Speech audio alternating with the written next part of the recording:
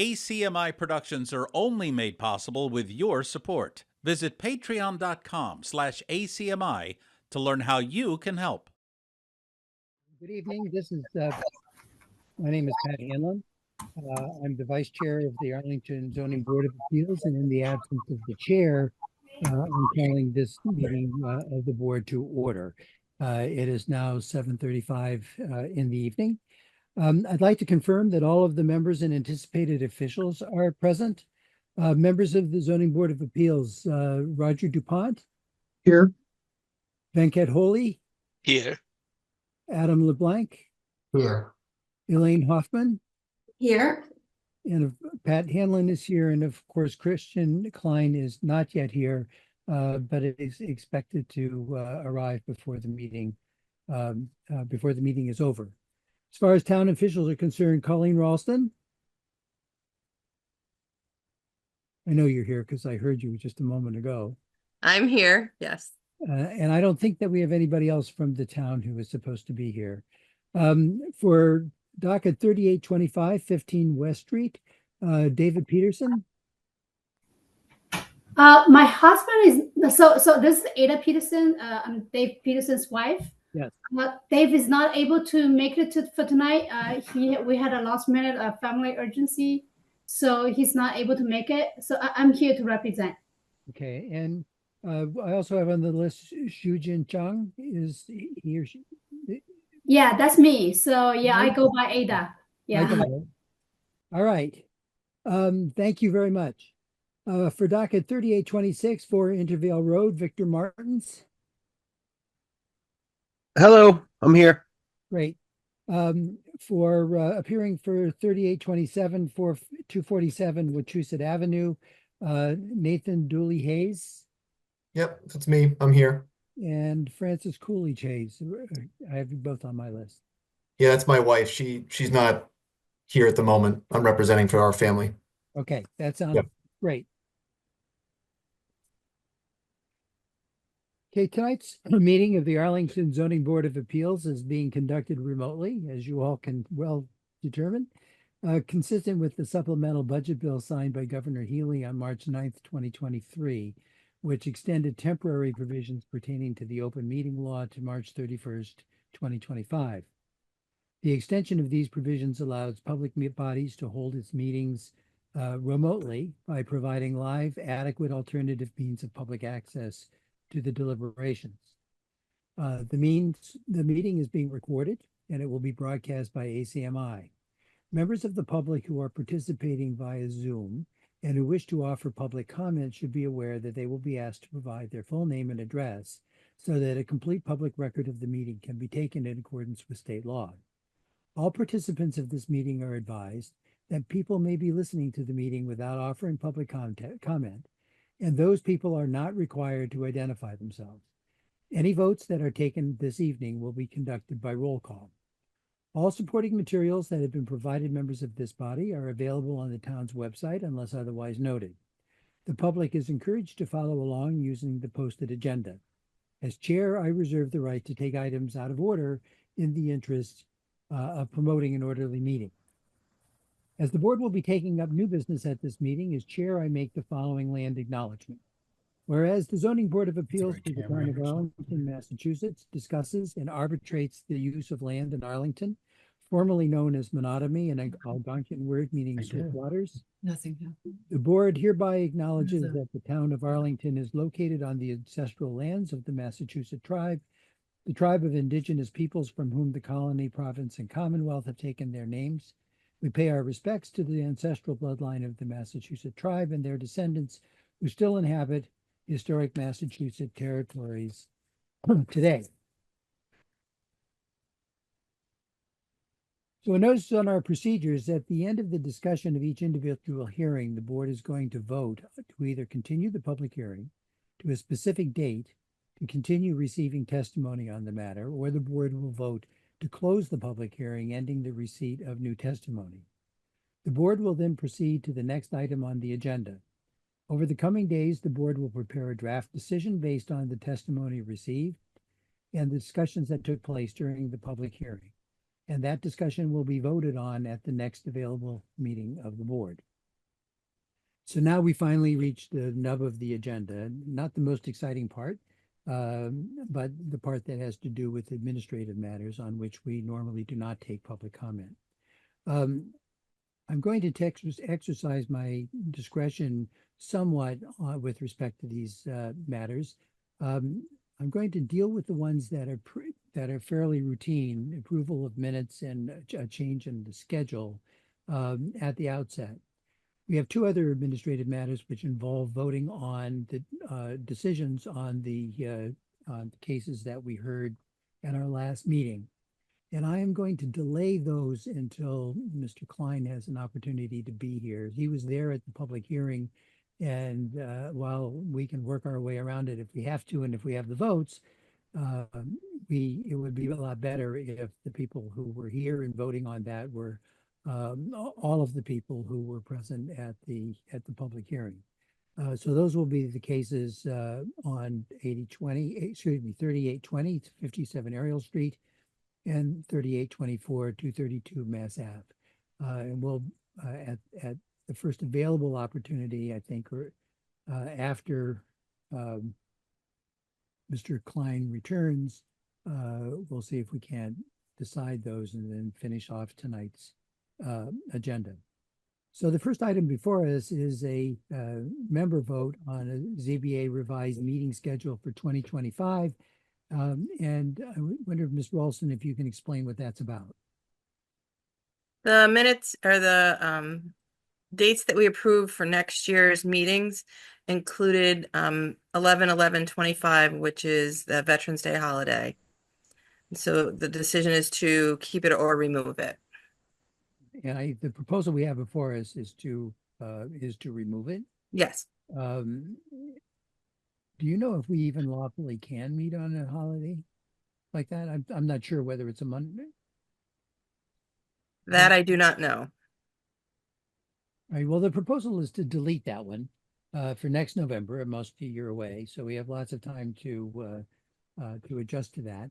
And the chair will accept a motion on doing that. Mr. Chairman, I'd like to make a motion that the date of 11/11/25 be deleted from the hearing schedule. Is it your second? Second.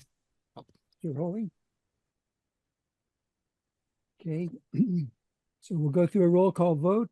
Mr. DuPont, Yes. Mr. Holy, Yes. Mr. LeBlanc, Yes. Ms. Hoffman, Yes. Mr. Klein is absent, and the chair votes yes, so the motion carries. All right, we're next up on the minutes of the meeting, and we'll start with the September 10th, 2024. The board has had this before us for some time now, and I'm assuming that some comments will probably be given to Ms. Ralston. Are there any other corrections or comments that need to be made for the minutes of September 10, 2024? Okay, seeing none, the chair will accept a motion to approve the minutes. Mr. Chairman, Mr. DuPont, I would move that the minutes of September 10th, 2024 be approved. thank you. Is there a second? Second. Oops, I didn't see who that was. Mr. Holy, was that you again? No. Mr. LeBlanc?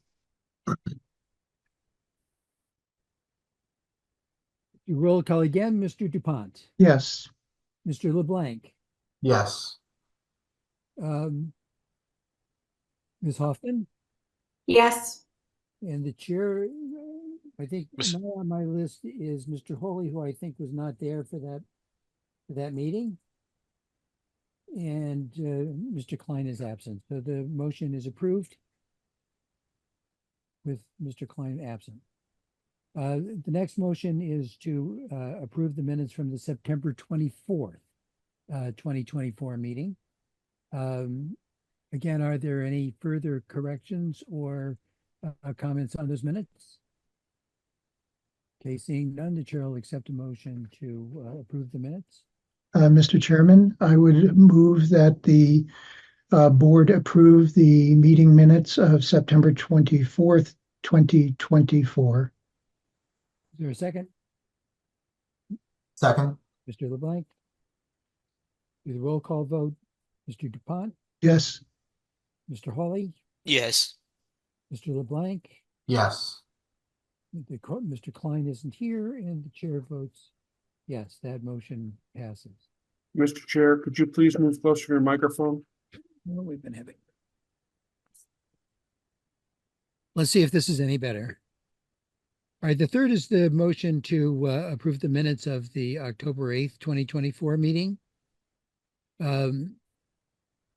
Again, are there any further comments or corrections to those minutes? All right, seeing none, the chair will accept the motion to approve the minutes of October 8th, 2024. Mr. Chairman, I move that the board approve the meeting minutes of October 8th, 2024. Thank you, Mr. DuPont. Is there a second? Second. Mr. LeBlanc? We'll take a roll call vote. Mr. DuPont? Yeah. Yes. Mr. Hawley? Yes. Mr. LeBlanc? Yes. Ms. Hoffman? Yes. All right, Mr. Klein is absent and the chair votes yes. The motion carries. And the final one is the motion to approve the minutes from the October 22nd, 2024 meeting. Again, are there any further corrections or comments on those minutes? All right, seeing none, is there a motion to approve? Mr. Chairman, I move that the board approve the meeting minutes of October 22nd, 2024. Second. Seconded by Mr. Mr. LeBlanc. I think that I may check my list sort of indicates you weren't there actually, Mr. DuPont. And maybe it would be more orderly if I treated Mr. LeBlanc as the person to make the motion. Unless I'm mistaken about that. I think that is correct. So it may be better for Adam to make the motion and for somebody else to lean forward to second. Second. I can second. Seconded by Mr. Hawley. All right, let's try again then. So Mr. Hawley, yes or no? Yes. Mr. LeBlanc? Yes. Ms. Hoffman? Yes. And Mr. Klein is absent, and the chair votes yes. So that motion also carries. Okay, so by my count, judging by the number of final decisions that we've just taken, we are about halfway through the meeting, a little bit less. It's not going to work out that way. We're going to defer the action on the, as I indicated before, on the decisions in 3820, 57 Ariel Street, and 3824, 232 Massachusetts Avenue until Mr. Klein arrives. And that would bring us to our first, the first case, which on our agenda is 15 West Street. And let's see, that would be Ms. Peterson.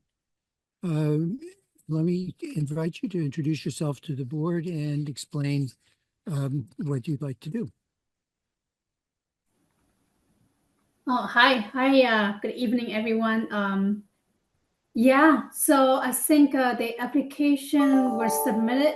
So basically, our family is growing. We have our second baby born last year. So right now, her bedroom is very small. It's a nursing room. Currently, we have a deck just on the side of the house. So we're thinking to turn that deck into a two-story, like first floor as a playroom, and second floor as a bedroom. Excuse me, Ms. Wilson, could you put the the drawings on the paper, the plot plan in the drawings. Let's see what it looks like. And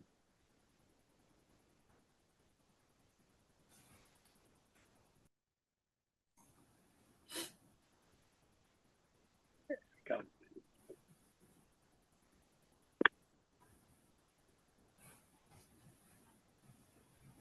Okay, so the this is the plot plan, and it's a little. You're gonna have to give me a. I have to look at my bigger monitor. Or I won't be able to see it. You can see that there are two streets there. This is it is not a corner lot because the short street does not meet West Street, but it does have frontage on both streets. And correct me if I'm wrong. At this point, Short Street is undeveloped, correct? It's really overgrown with trees and things.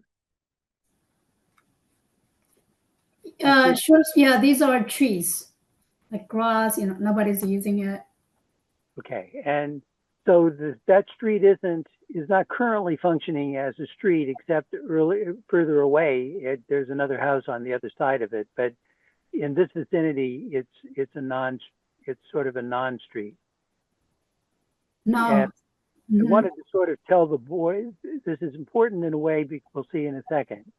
But whether it's a non-street or not, it was first recorded on a plan in the 1880s, and it has been accepted by the town's street network, and so it counts as if it was a regular street. And so let's see if we can go a little bit further. Part of the difficulty is that if you look at bear with me, if you look at where the current setback, if I'm not mistaken, that's 15 feet 7 inches or 15.7 feet. I can't tell from looking at this. Is that basically right?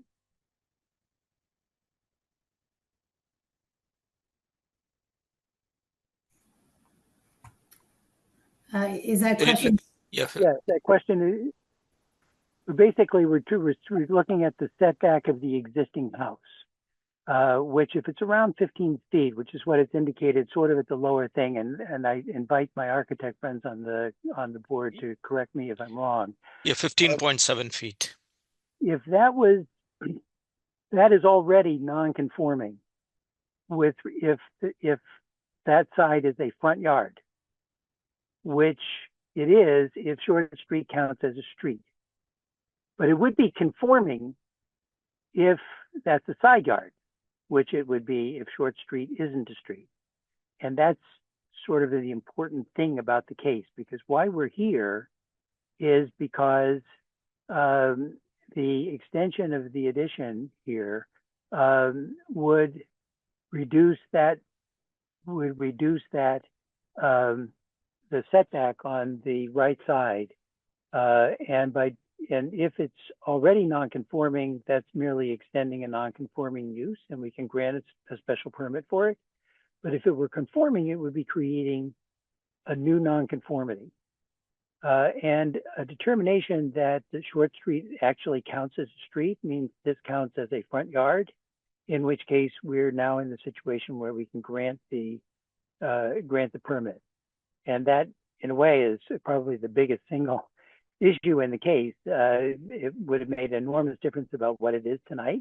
And I wanted to make sure that we all understood that what we're dealing with here is essentially another front yard, and we're taking an existing nonconformity and evaluating whether it is that makes it substantially more detrimental to the neighborhood than the nonconformity that already exists. So let me pause here and just ask if that is reasonably clear to everyone.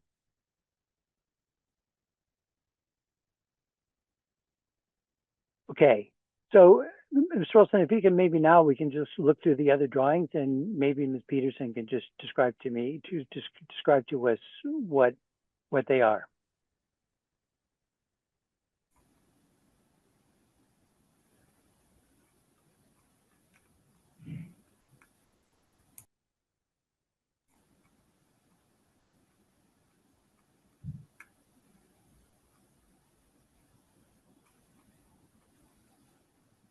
So this is what the plot plan has proposed. Is that right? So yeah, proposed two-story. Yeah, so these slashed gray area, that's what we're going to put the addition. Okay, and could you the distance between there and the lot line is about how much? 3.8, 3.7 feet. But again, I would point out to the board that that area is currently essentially open space. And it could conceivably, if after 150 years, the town decided to build a road there, they could probably build one right up to the limit there of the right of way, but it would be a little bit hard to see why they would choose to do that. Okay, can we go to the next slide? Or the next picture?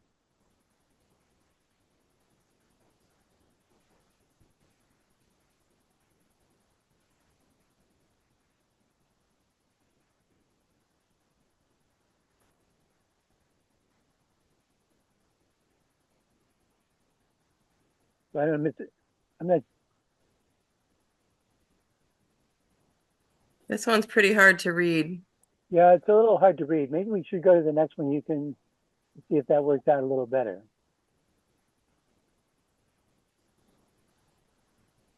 Okay, this shows the layout.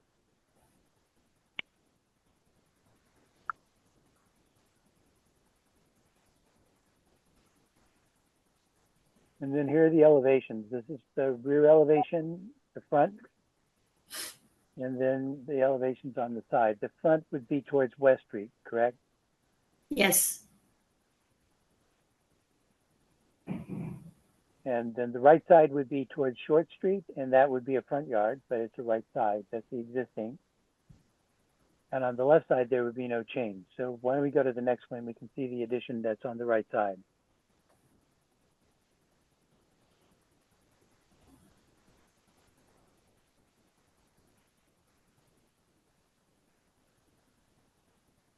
So this is where you go down a little bit more. This is where you see the addition.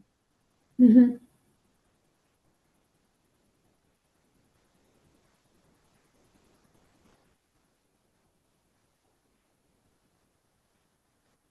Okay. And could we next? Hello there. Oh, Hello. hey there. I'm sorry that I'm late. I got caught up in something I couldn't avoid, but I'm Adam Glassman, the architect for this project. Great. Thank you for coming. We've sort of gone through the pictures except for the one that nobody can read. But maybe if Ms. Peterson will accept that, if you've got some things that you'd like to lead us through on the proposal. Sure. Sure. So if you just go to the beginning of the set.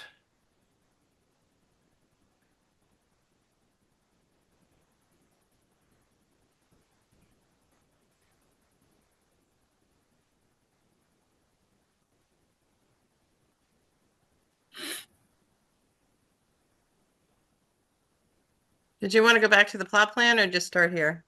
Oh, I would just start on page 1. Okay.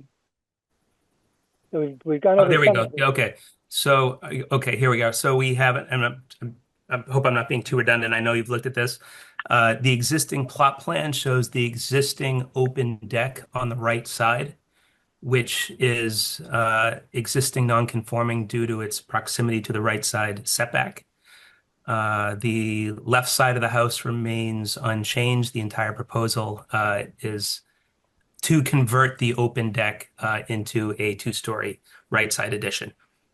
Next slide, please. Our proposed plot plan shows that the new 2-story addition will be located over the footprint of the existing deck with a small landing and several steps towards the left side of it facing the front. Next slide, please. Our landscape and open space diagrams show that there'll be no reduction in the usable open space. The landscape remains virtually unchanged.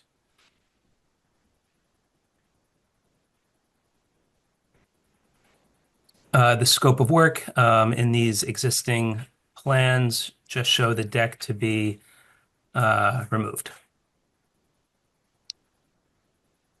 Next slide, please. Thank you. Our existing building elevations show the deck from the front, rear, and side view in those existing elevations. The deck will be removed and a new addition proposed for that location. Next slide, please. Our proposed plans show the conversion of the footprint into an addition with not a full basement underneath, but a 4-foot tall crawl space. On the first floor, we'd be adding a playroom, and on the second floor, we'd be adding a primary bedroom. We have a growing family starting to outgrow the home they love, and this addition would give them the extra space they need to remain here comfortably. Next slide, please. Our proposed elevations, you can see labeled proposed addition on the right side, a new entry, extensive windows, a gable roof to match the slope of the existing gable. Left side addition will remain unchanged. And some photos of the existing house this is the existing street view, which would remain mostly unchanged. This is from the front left. And that is the right side elevation where the proposed addition would be. I think would actually make that side of the house more attractive with a more extensive and more symmetrical window pattern.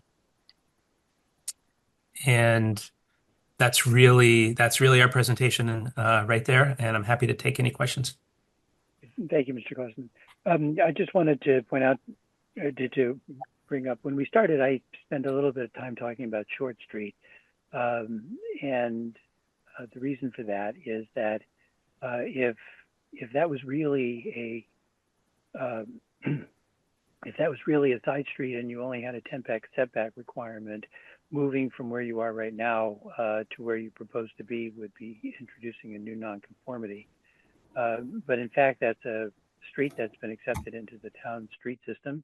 And although we can't expect that we're likely to see traffic on it, I don't think, it does mean that the setback there is 25 feet, which means it's non-conforming now. And we're only talking about an extension of a nonconformity, which the board would have the right to approve under section 8.1.3 of the bylaw. That's right.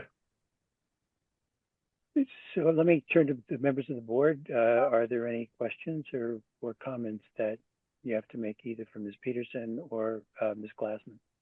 Mr. Chairman. Mr. DuPont. So I guess just picking up on where you left off, I don't know as it's come before us where we looked at a short street and were asked, if we are being asked, to determine whether or not it should be considered a front yard or a side yard. And, the comments that you made, I'm in agreement with, but I'm just wondering what the protocol is for us to decide it's one or the other, because I understand that if it's a front yard, it's non-conforming and we can act under 8.1.3b. But if it's a side yard, it's a whole different story. So I'm just wondering what others think about whether we can, in fact, make the decision as to whether to call it a front yard or a side yard.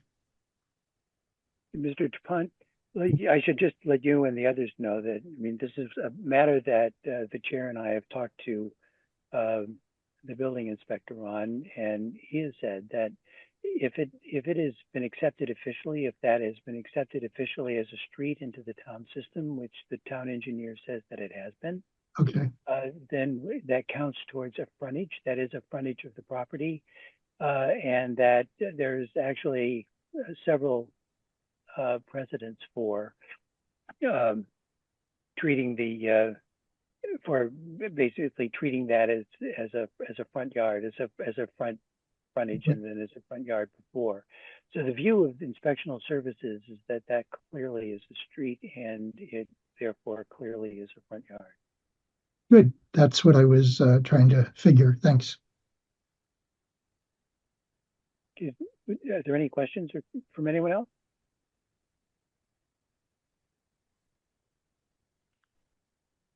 Okay, well, this is a public hearing. And in a second, I will remind this is a time when we have an opportunity for public comment. In a minute, I will open the public comment period. But I wanted to go across some ground rules for effective and clear conduct of the night's business. The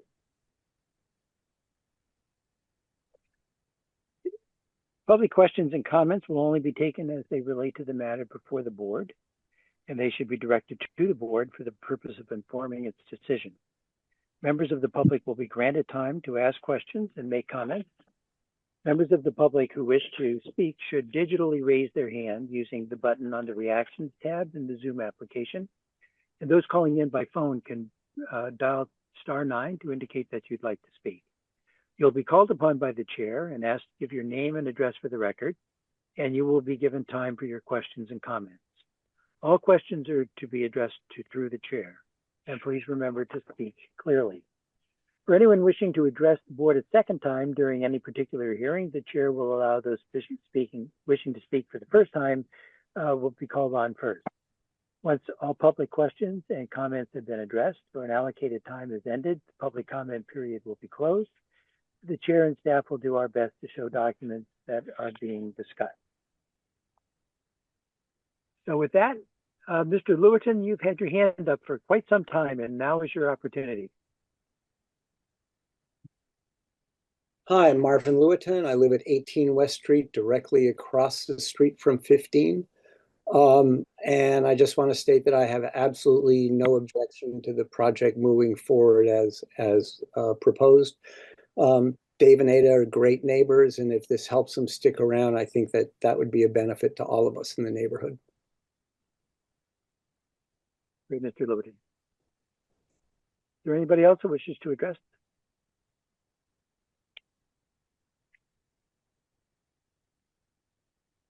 All right, seeing none.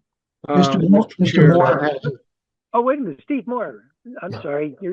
On my screen, your hand is located right in front of a light, and I couldn't see it because of the backlighting. All right, but I knew that you were here to address some case. Yes, of course, maybe more Mr. than Chair. one. Mr. Moore. Thank you, Mr. Chair. Steve Moore, Piedmont Street.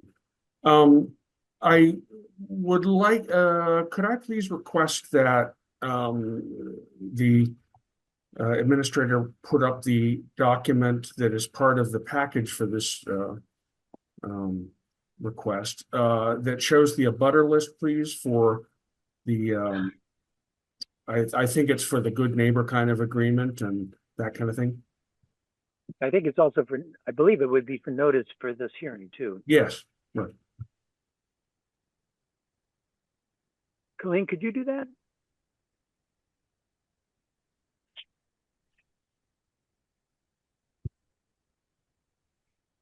Working on it. Hold on one second.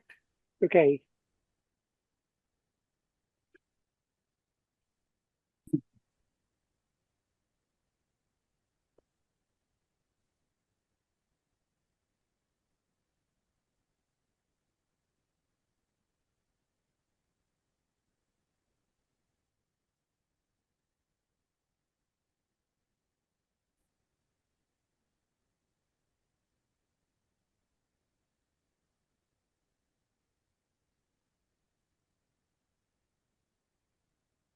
Okay, and I guess I requested the wrong thing. I mean the map, not the list. I did say the list, didn't I? I apologize. Yes, there's It's in red. yes, that's it. Could we zoom in, please?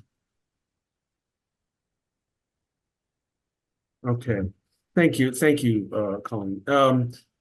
My question is this: that short street is a private way, kind of a paper street at that point, and I'm wondering why is it that the lot for the neighbor of the applicant here, which would be, I can't quite read it because it's too small, cover the end of that street. Which one do you mean? The one that's a triangular thing on West Yes, Street? exactly. It's basically is the end, what looks to be the end of Short Street. Okay, well, the reason for that is that if you look at that wedge, that triangle, in 1880, the applicant, the developers, Mr. Peck and Mr. Wilbur, who developed this area and who laid out this thing to begin with, they didn't own that parcel.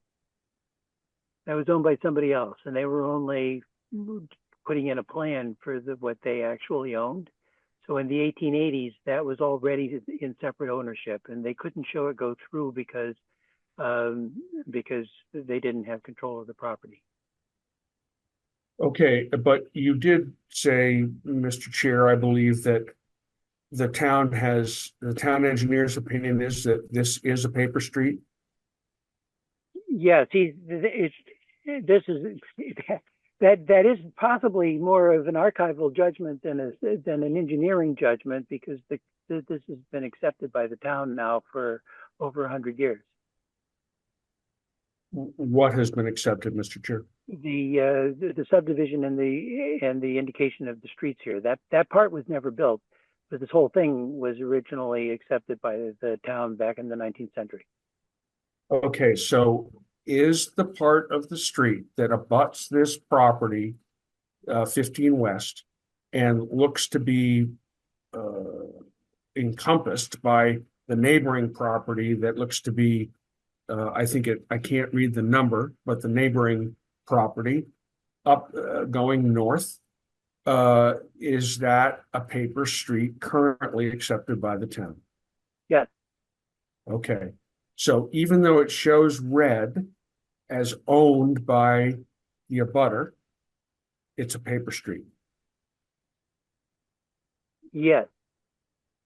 Let me just be clear. What is shown here in white is what the paper street is. It is actually a real street up to 8 Short Street, which you can see just before that dark triangle, immediately to the north of the edge at the end of Short Street. That much has been built on. The rest is purely a paper street, but it is still accepted by the town, although right now it's covered over, as you've seen, through trees and things, and is not likely ever to be built as a street. Okay, so it is a paper street accepted by the town. Maybe the term abandoned has legal ramifications, but I'm acting like it makes sense here. An abandoned paper street, but a paper street on the town's street map. And the reason I'm being so specific here is whether or not your argument or the town engineer's argument that the current extension of the nonconformity makes sense. So basically you're saying that, and I'm just trying to understand your argument, the nonconformity of 15 point whatever feet, 7 feet, is because it is being treated as a corner lot on a paper street, a private way, but a corner lot. Am I correct? About 90%. It's not actually a corner lot, but it's a lot on which there's frontage, so it still is a front yard. Right, but it's being treated like a corner lot on the paper street, Short Street. Right. The bylaw doesn't explicitly deal with what happens when you have frontage on 2 sides, but those 2 sides don't intersect with each other. That's not literally in the definition of a corner lot, but it has to be something. And if you've got if you're fronting on 2 streets, even if they don't intersect, or if it's not a through lot, still the ones that you're fronting on are front yards. And that's the way in which the town takes it. That's the okay. No, that's fine. I'm just trying to be clear about the interpretation of this odd situation, because there's a number of streets in town like this where the paper street doesn't actually physically connect to a real street because it's a paper street. It's not a real street, but the right of way, in effect, connects. And one of the reasons I'm asking about this is there's another case over on Lancaster Street where a paper street is someone's backyard in effect. And I asked the question specifically of the building inspector of the town. Does the town ever, once it has a accepted street, it never actually abandons it, even though it can become in effect abandoned. The town never really abandons it, and a property owner cannot build on that paper street. That is correct. And the reason I'm asking all these questions is because there's another part of this pictorial that shows Wollaston Street, also a private way at this point, for a very short distance between West and Eli. And I can see that the red here also crosses that Wollaston Street. And I'm wondering, is not the same situation in existence there, in that it's a private way, but because it is a paper street that is sort of a private way that actually does connect, it still shows that lot as owning, in effect, that Wollaston section, just like the end of Short Street here next to the abutter. Mr. Moore, I don't really believe, I'll ask the applicant to describe that. It is my belief that Wollaston is not in fact a paper street there.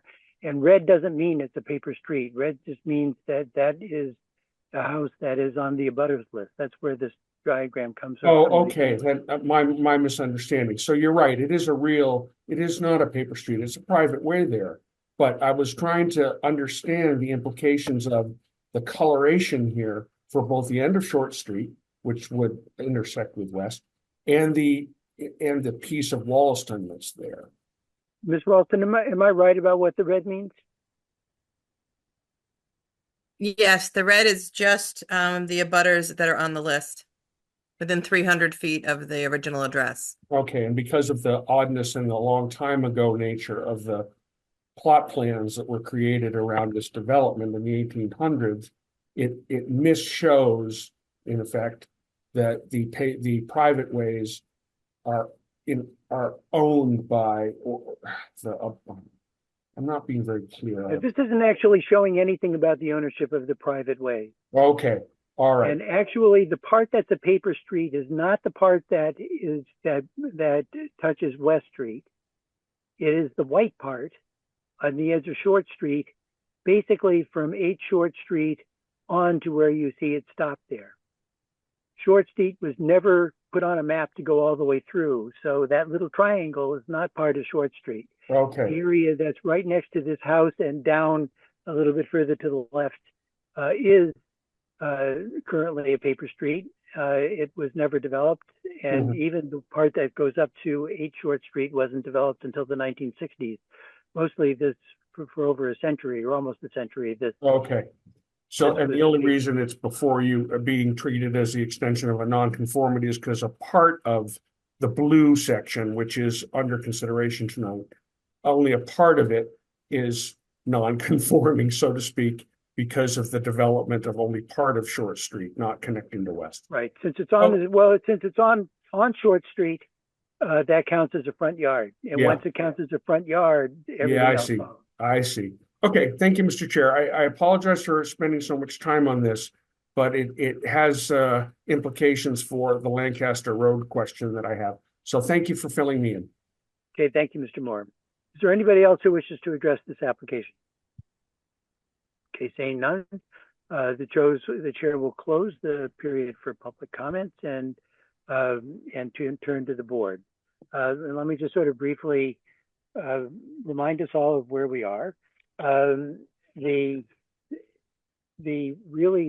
issue in this case comes down to whether or not this is an extension of an existing nonconformity, that and if it is, whether it would be substantially more detrimental to the neighborhood than the existing use.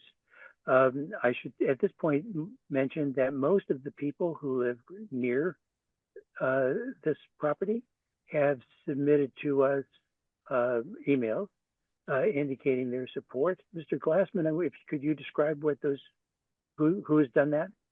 Well, the owners, David and Ada Peterson, have very good relationships with all of their abutters, and I know they've reached out to all of their abutters, and we have many letters from them uh, asking the board to grant the special permit. I think there are four, and three of those four own essentially all of the property that would be immediately affected by this addition. So the question before us is, in the first instance, whether or not this is whether or not this is. I think it's a given that it is an extension of a nonconformity. That's the view that the inspectional services takes of it. It is permittable if it can be done without a substantial additional detriment to the neighborhood. And I think that the board could easily find that that is true. It is a fairly, while it's a substantial addition, it is located on the sign towards Short Street itself, which is in fact, even though it's only 3.8 feet away from the lot line, on the other side of the lot line is something that is for all practical purposes simply open space. The part that the betters that are immediately behind and to the side and across from this property have no objection. And even though going to 3.8 feet from a lot line is not very much, here it's not likely to adversely affect anybody in the neighborhood. And so there's probably not much of a downside, at least the board could so find. We also would then have to look to inform this decision about substantial detriment to the section 3.3.3. I think the board could easily find that the adverse effects of this, which seem to be pretty minimal, do not outweigh the beneficial effects. And when you look down at the specific categories, this is provided for by the section 8.1.3b of the bylaw that authorizes that. It will help a family develop this house, expand the house, and continue to live in the neighborhood with an expanding family, which is a pattern that we've often seen and recognized as having a substantial public benefit. It's highly unlikely that this will not affect access to the property and create any pedestrian, any problems as far as the pedestrian access is concerned, and the traffic generation would not be increased. Similarly, the board could easily find that this would not overload any public system. There are no special regulations for this use as far as I can see, other than the section 8.1.3b itself, which we're dealing with. The use does not appear to impair the integrity or character of the district. It's in light of the particular open way in which this is developed and the unusual history of it, it should fit right into the neighborhood, and the public support for it sort of supports that. And it should not certainly affect the health or welfare of the town or the neighborhood. And finally, the use, which is a single-family residential use, would not have an excess that would cause a detriment to the character of the neighborhood in general. When the predominant use of land is preserved, this is not really. There's no such thing as a detrimental use if you're basically applying the use, which is the primary use permitted by the zoning bylaw for this district. So that's something the board, if it's in wisdom, decides to approve this application, that would be a way to do that. And let me open it up to discussion. Does anyone here wishes to address the application? Yeah. Jody, I was actually addressing that to other board members. The public comment period is over, but if you wish to I'm willing, if you weren't quite there, and I'm happy to have you spend a couple of Yeah. minutes telling us what you think. Yeah, sorry, I'm caring for my dog. She just had an operation, so I'm like not exactly focused on the meeting. But I'm the abutter just to the north at 11 West Street, and I think I submitted an email in support of the thing, the application. I don't have any problems with it, and as you mentioned, the peculiar nature of Short Street, kind of an abandoned section of road makes it so that even though the setback is very short on Short Street, for my house, it's actually still the addition would still be more than an adequate distance and more than the minimum setback. That if my house was built on Short Street, so but it is not. So anyway, just wanted to say that I'm fine with it myself. Thank you very much, Mr. Brody. That's very helpful. I'm sorry I missed you the first time. Yeah, I'm too slow. Too slow. Is there any further discussion from the board? Mr. Chairman, Mr. DuPont. I'm actually really glad that Mr. Brody spoke, because that's what I was thinking about. Because when you look at the plan, you see that as you had referenced, the buffer between 11 and 15 is substantially increased by that section of Short Street, which I think, in fact, provides the setback that would ordinarily be required anyway. So I find that very, compelling and supportive of the application. Anybody else wish to comment on this?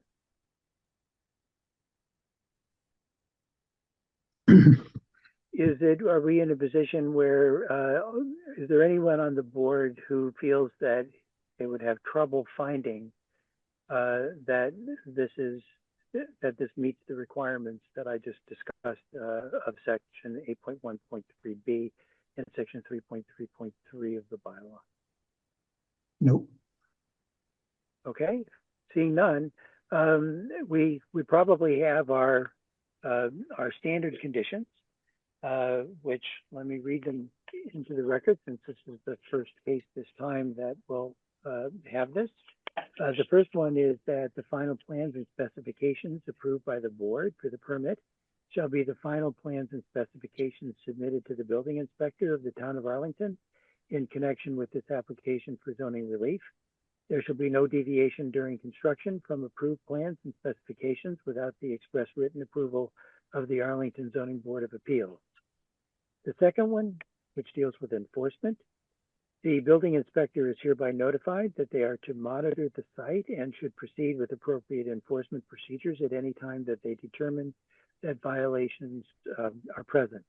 The building inspector shall proceed under section 3.1 of the zoning bylaw under the provisions of chapter 40, section 21D, and institute non-criminal complaints. If necessary, the building inspector may also approve and institute appropriate criminal action, also in accordance with section 3.1. And for continuing jurisdiction, the board shall maintain continuing jurisdiction with respect to this special permit grant. My question is, at this point, does anyone see any need for conditions other than the standard conditions that we would do in the normal course? Mr. Chair, one minor question. Do we meet the open space, the 25 by 25 requirement? And I just wanted to check if that has been covered. I think it was the judgment of the building inspector that we had that, but Mr. Glassman, if you would like to show that we have a suitable, suitable usable open space, is what Mr. Holy is inquiring about.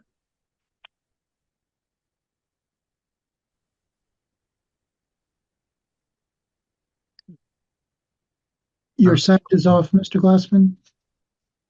Sorry about that. If you look at page L0.1, okay, you'll see the open space plans and calculations. We go from a 0.45 to a 0.44, and we remain conforming. Is that enough, Mr. Holy, or would you like to see it on the map?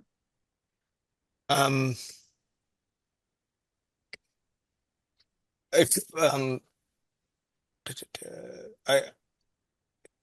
The, see it. the Yeah, the 20, landscaping is just slightly, like barely reduced.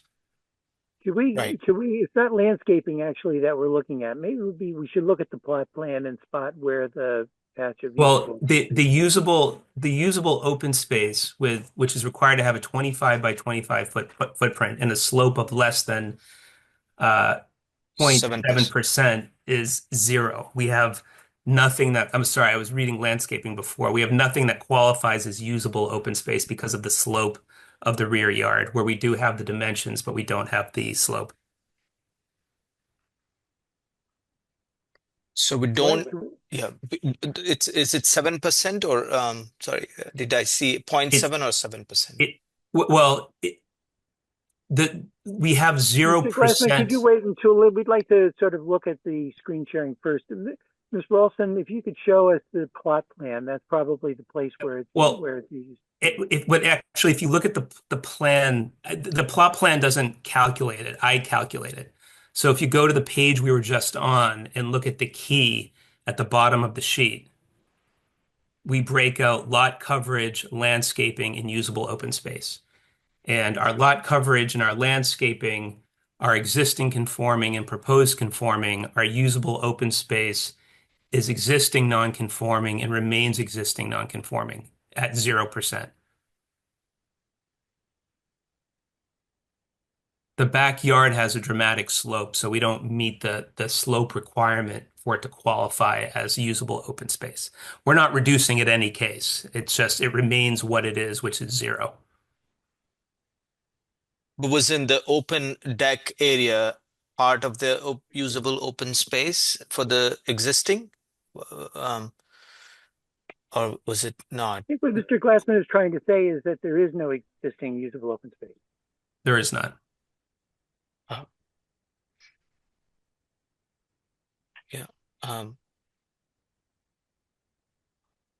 Just a minor correction. I was just looking at the definition. It's 8% grade, as a grade of less than 8%. So, so you're saying the existing grade is more than 8%, right? The slope must have a, I mean, I had read in the ordinance that it was 7%, unless that's a typo on my part. I thought it was 7%, but because of the slope, it is too steep to qualify as usable open space. Got it. I'm good, Mr. Chair. Thank you. Okay.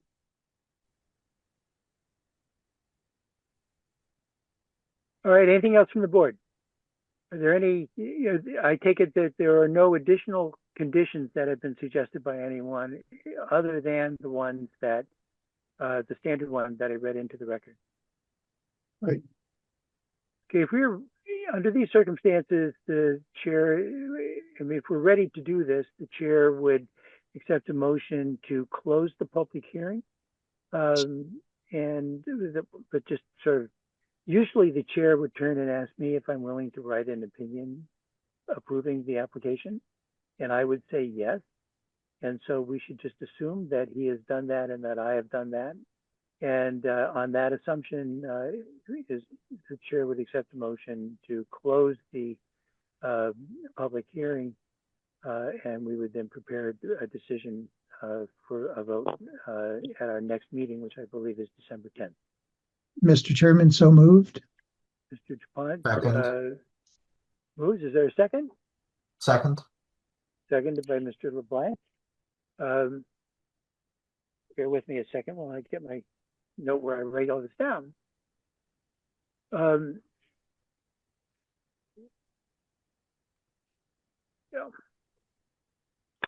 All right, all in favor of the motion to close the public hearing.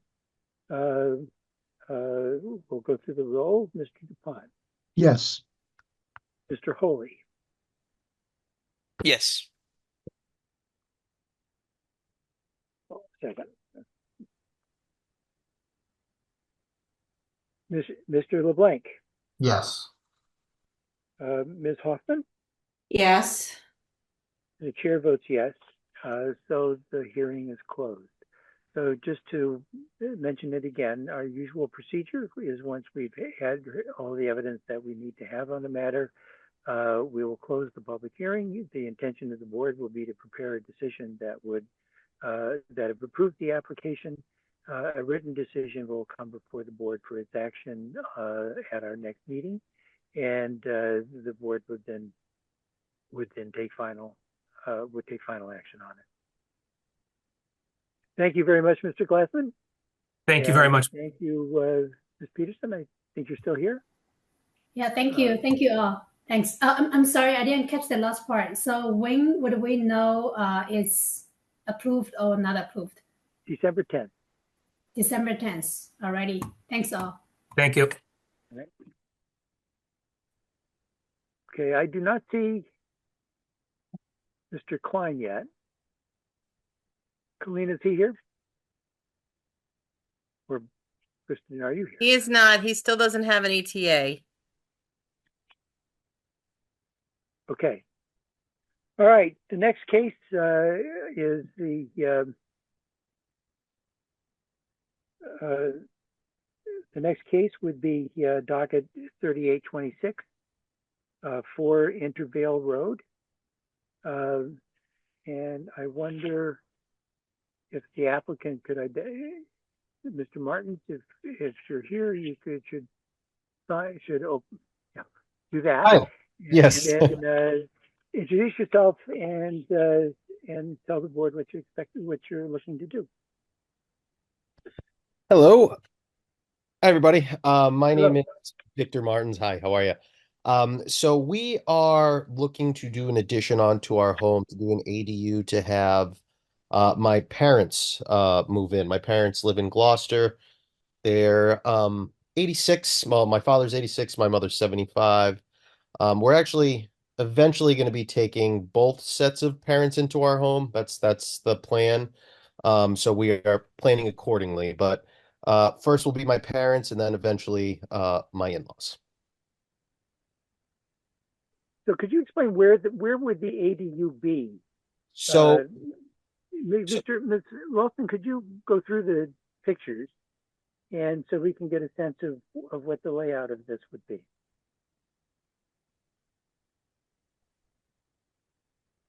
so essentially what we're doing is we have to tear down our existing garage, and we're going to be doing we're going to basically be doing a 2-car garage on the first floor, and then an ADU above it. We're going to be doing a staircase.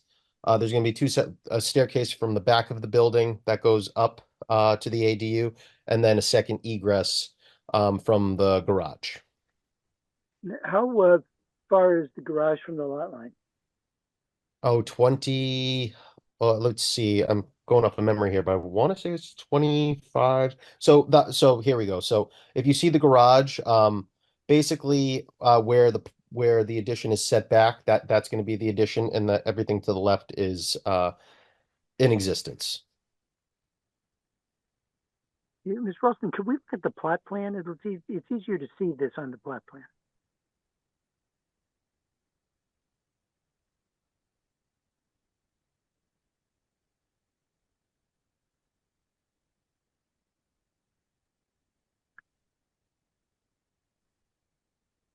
Maybe we could expand, zoom in a little bit more, but it'll be easier.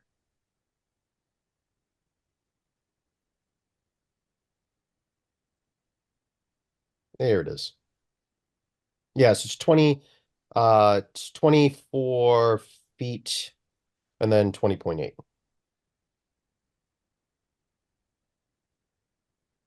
Okay, and if you look up on the left side, no, the side that's back of Intervale Road, the setback there is how much? That looks like, is that 11.5 is what I'm seeing in red? There has to be, I believe, a 10-foot setback. The current garage is at 6. Is that where? Is the current garage as is at 6, and so would be actually gaining an additional 4 feet of space between our neighbors. Okay, it's because the red line is pulled back somewhat. Yeah, Okay, so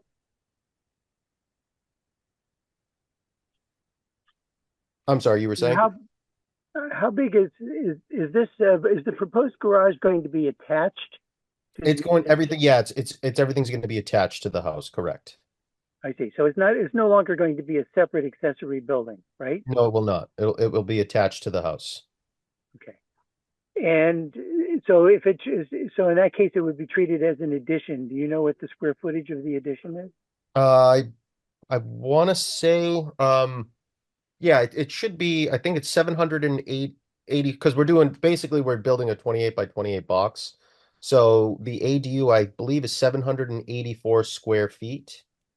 And then we also have a porch that we're going to have to remove and just make it fluid. So that's going to be an extension of our living space, which will allow us to create a bathroom, a full bathroom on the first floor for our in-laws. So let's just we get a little bit further into this, we need to discuss it a little bit more. But the proposal that Mr. Martins has just described, the ADU proposal, is something I believe that he can do by right. Our jurisdiction on special permits only extends when it's in an accessory building that is within 6 feet of a lot line, and this will neither be in an accessory building, nor will it be within 6 feet of a lot line. So the use is something that's should be something that's all up to Mr. Champa. So what's left is an addition that is going to exceed 750 square feet. And so I think it's fair to say, and I think Mr. Champa would agree with this, that the question before us is approving a large addition, and it is not approving an ADU. The ADU is not really before us under the terms of the bylaw that we have. It would have been interesting because this is probably the last ADU. This is probably the last ADU special permit we'll ever see in light of the state law that will go into effect in February. But it's really just a large addition question now. Yeah, essentially. Mr. Chair, just looking at the section, it does the second bullet point under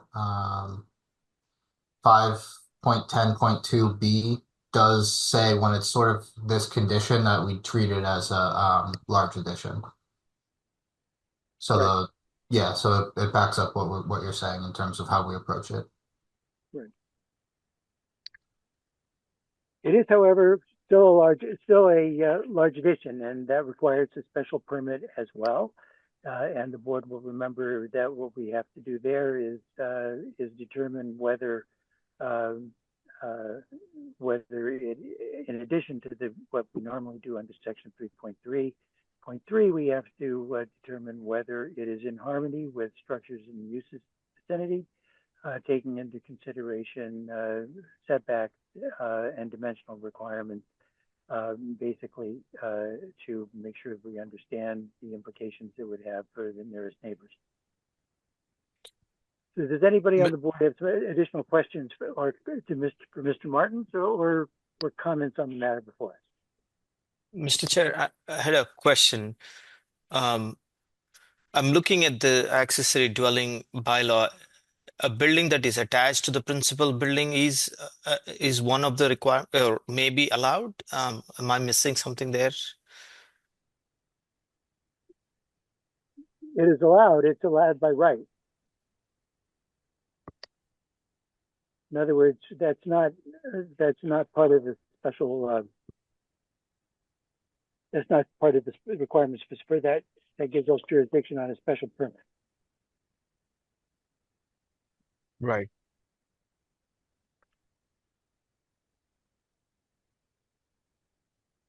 Okay, got it. Yeah. Is anybody else? Mr. Chair? Yes, Mr. LeBlanc. Just had one comment. One of the requirements for accessory dwelling units, because I think we still need to treat this as one, is that it needs to have its own dedicated entrance from the exterior, and I wasn't quite seeing that from the provided floor plans. So I was wondering if Ms. Wilson can pull up the first floor plan of the proposed. Martin?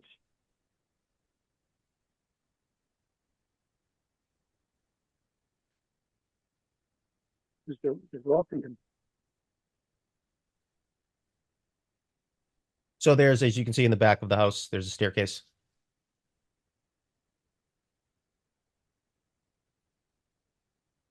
Okay, so that's what we're treating as the main entrance to the dwelling unit is up that staircase to the deck? Correct. Okay. Just to be very clear, there are lots of requirements for ADUs. In fact, in most cases, all of the requirements for ADUs that would be enforced by the building inspector. We don't have the ability to look at any of those unless you've got a proposal to be within 6 feet of the lot line in a detached building. It's not a matter of what the requirements are, it's a matter of who it is who reviews it. And so you will have to satisfy Mr. Champa that you've got an adequate exterior exit. And there also are several things that relate to the building code that are not within our purview at all. And again, Mr. Champa will have to, will be passing on all of those things, and you will have to satisfy him. Yes. Mr. DuPont, did you want to say something? Yeah, I have a question. I'm just looking on my screen at the application, and I see, and I just want to make sure I get this. So the accessory building, as far as we're calling it an accessory building, but this is really the extension that's going to be the large addition, I take it. So I'm looking at the application, the gross floor area information. And so that says 785 square feet, and Mr. Martins just said 784 square feet, and I take it that that's correct because it was the 28 by 28 box that was being described. But on the application, it says that the first floor existing gross area, the existing gross floor area on the first floor is 1,000 square feet, and that the proposed gross floor area is 1,200 square feet, so an increase of 200, and that the second floor existing gross floor area is 800, and the second floor proposed gross floor area is 1,000, so it's another increase of 400 square feet. So I'm taking those, let's see, it's 200 square feet each, so it's 400 square feet, and I'm trying to adjust or make it coherent how we get those numbers where you've got 200 square feet per floor, first and second floor, for a total of 4. And then the proposed gross floor area is 785. And I just want to make sure that I understand what it is that we're seeing proposed here. Of course. So if you go to the if you can scroll to the first floor, the floor plan, I can show you.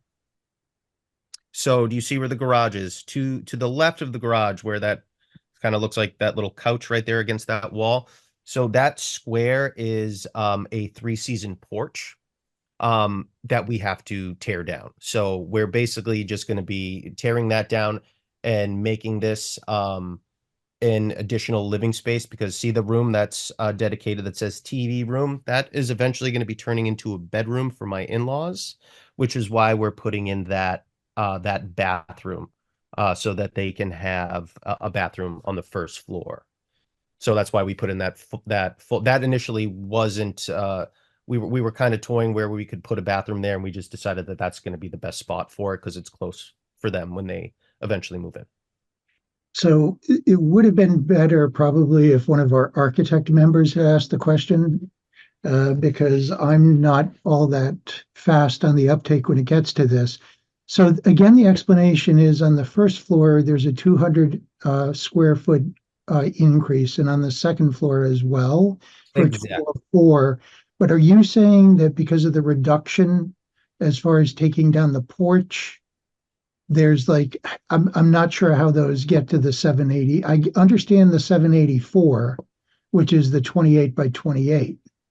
But where do you again come up with just a 200 square foot gross floor area increase in the proposed structure for both the first and the second floor?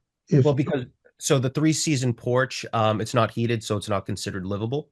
It's no heat source in there, so it's, we can only use it in the spring, really, and in the summer it's pretty much unbearable in there, and then again in the fall. So by tearing it down and actually making it part of the home, it's now heated, and therefore we have to add that 200 square feet into the floor plan. Okay. And the 3-season porch, there's a roof there, so now we're going up and adding to the second floor. So we're basically mimicking the first floor to the second floor, which you should be able to see if you scroll down. You can see the second floor.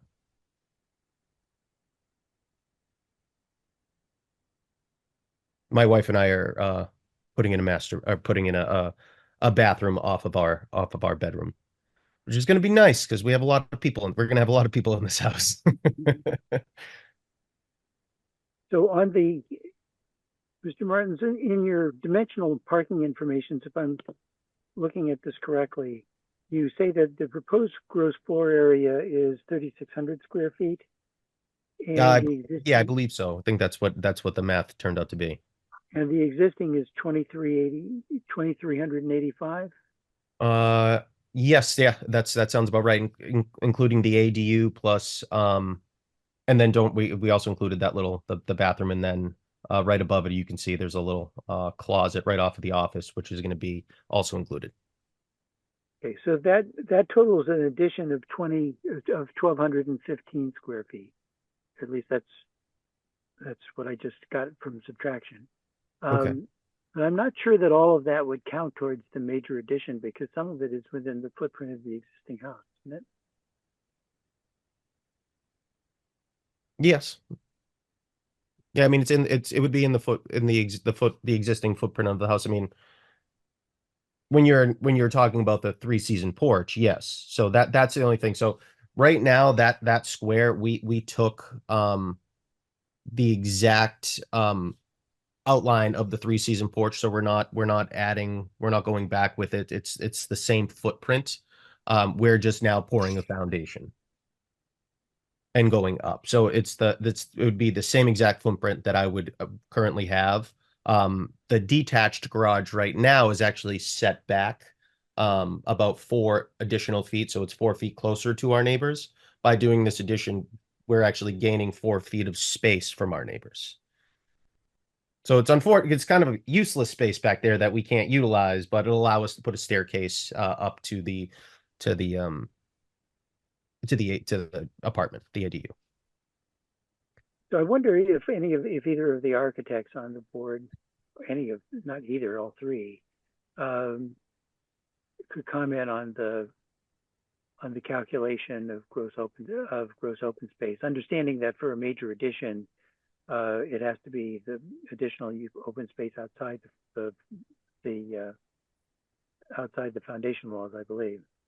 Yeah, so we actually we were given okay to do 29 feet.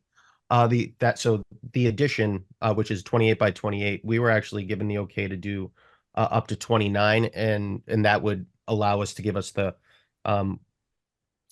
the outdoor space that's required. We actually shortened it a foot, so we're providing even more outdoor space than is required by the town. Yeah, I'm not looking at outdoor space here. I'm just basically looking at. I'm actually just trying to figure out in terms of numbers what the size of the addition is that counts for purposes of our bylaw as a large addition. And I don't have an ulterior objective with that. I'm just trying to figure out what it is. And how it relates to the special permit requirements. And so I'm just kind of looking at that calculation. Let me hold that for a second. We've got, this is a public hearing and we have a public comment period coming back. Unless there's a member of the board that wants to address additional issue, we can come back to this after we've had a chance to do public comment. And so that as we proceed, we'll have the benefit of the public as well. All right, so it's now time to have public comment. The same rules that apply now that applied in the last case. You basically, if you're on Zoom, you should hit the reaction to raise your hand, and you'll be called on. If you're trying to connect by way of phone, it's *9. You'll be called on once, and not again unless everybody else who wishes an opportunity to speak has already had it. You should address your comments specifically to this case, and you should address them through the board and the chair rather than engaging directly with the applicant or anybody else that's within the public. That being said, let me ask if I see Mr. Salas, you have your hand up. Yeah, can you hear me? No, right? Yes, we can. Okay. Hi, yeah, Peter Salas and Chris Salas. I don't know if the camera's on, but I'm not sure how to work this. So yeah, we're the next door neighbors to Victor and his family, and we're totally happy with this plan. We like it, totally support it. Thanks, Peter. So which is if you could identify your Yeah, with Peter and Chris Salas at 12 Intervale. Great. Thank you very much, Mr. Salas. Is there anybody else from the public who wishes to address this?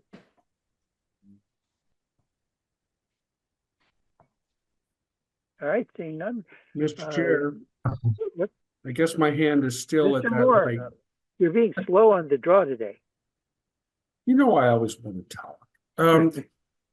Steve Moore, Piedmont Street. I just want to applaud the applicant for being willing to make pretty significant changes to their property and their living space to accommodate their aging parents. I think they're doing it in a way that's very nicely harmonious with the surrounding neighborhood and still retaining pretty much all of the limitations of the zoning requirements. So I just want to compliment them on their hard work here. Thank you, Mr. Chair. Thank you, Mr. Moore. Is there anybody else who wishes to address the application? Okay, seeing none. We'll close the public comment period and return to basically considering the application. This is an application for a large addition. The jurisdictional standard, as you all know, is 750 square feet or half of the existing house. And there doesn't seem to be, the applicant at least is proposing that it's at least 750 square feet, but on different ways of counting, it could be more than that. I'd like to actually ask one of our architects if you believe that we're on solid ground, proceeding on the assumption that this is jurisdictional for us. Mr. Chair. Mr. LeBlanc? There's also on the dimensional information of the application, it lists the existing gross floor area as 2,385 square feet, and then lists the proposed gross floor area at 3,500 square feet, which is obviously well above our 750 square foot. So I think that the numbers that are later on in the application probably aren't accurate. I would suppose that the numbers here are more accurate. They feel more accurate to the plans that we're seeing in terms of what I would expect for gross square footage for, you know, a building of this size. So I would suppose that those numbers are more correct than what's shown later on in the application. Okay. Thank you, Mr. LeBlanc. Mr. Chairman? So, yes, Mr. DuPont. So I just want to make sure as a procedural matter that I understand how we're treating this, because I do understand that there are changes coming and that our jurisdiction in terms of ADUs is going to be limited to structures within 6 feet of the property line. However, having said that, I think that Mr. LeBlanc pointed to 5.1.2B1 bullet 3, and it maybe Mr. Blank can confirm that that's what he was looking at, which is the one that says that there has to be a separate entrance. And I know that we're not trying to legislate, about the use of the ADU. However, when we say that we approve a plan, and if the plan doesn't show a separate entrance, which is a requirement of the ADU, I'm fine with if our take on this is, oh, well, we defer to the building department and Mr. Champa, and that's all we need to know. That's perfectly okay with me. But I also want to make sure that we're not approving something that we should actually be making sure should conform to that particular provision of the ADU section, which is the separate entrance. And maybe some of the board members have a different take, but that's kind of my question as to whether we need to be cognizant of that ourselves in making a decision, or whether we just leave that up to inspectional services. So let me just sort of make it clear that the business about being in an unattached or a detached structure within 6 feet of the lot line is a condition of our current jurisdiction. Right. And in the past, when this has come up, we've taken the view that the fact that we're opened up under some other provision, that we don't have jurisdiction to approve the ADU, and that we can't really just reach out and enforce the ADU bylaw, a provision that's not in any other part of the statute or the bylaw, and just reach out and try to correct everything else we've seen. This has come up in ADU cases in connection both with the egress requirement and in connection with various building code requirements. That doesn't mean that it doesn't get enforced. It just means it doesn't get enforced by us. Now, I guess the issue that you're raising is that if we, for purposes of a large addition, approve a plan that shows something that basically the applicant can't do because Mr. Champa wouldn't approve it, what then? That's it. And I'm not 100% sure to some extent that would be a risk. I mean, we could either undertake to have a view on that. And I think it might be helpful to Mr. Martins if we did that, especially if there was a question that we wanted him to raise with Mr. Champa. If there was a question, it would probably be most efficient to continue this and give Mr. Champa an opportunity to advise us on this question, and then take this up again on December the 10th. I guess the question I have is how serious a question we think this is. And again, I'd like the architects on the board to weigh in on whether, if we approve the plan that we have before us, whether that would satisfy the requirement of the extra egress, and if not, whether we could just include in the condition that the plan could be amended in such a way or updated in such a way that without violating our approval, that Mr. Martins could work that out with Mr. Champa.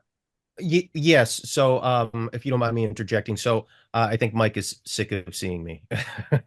I'm in there. We can give him some Alka-Seltzer if it's necessary.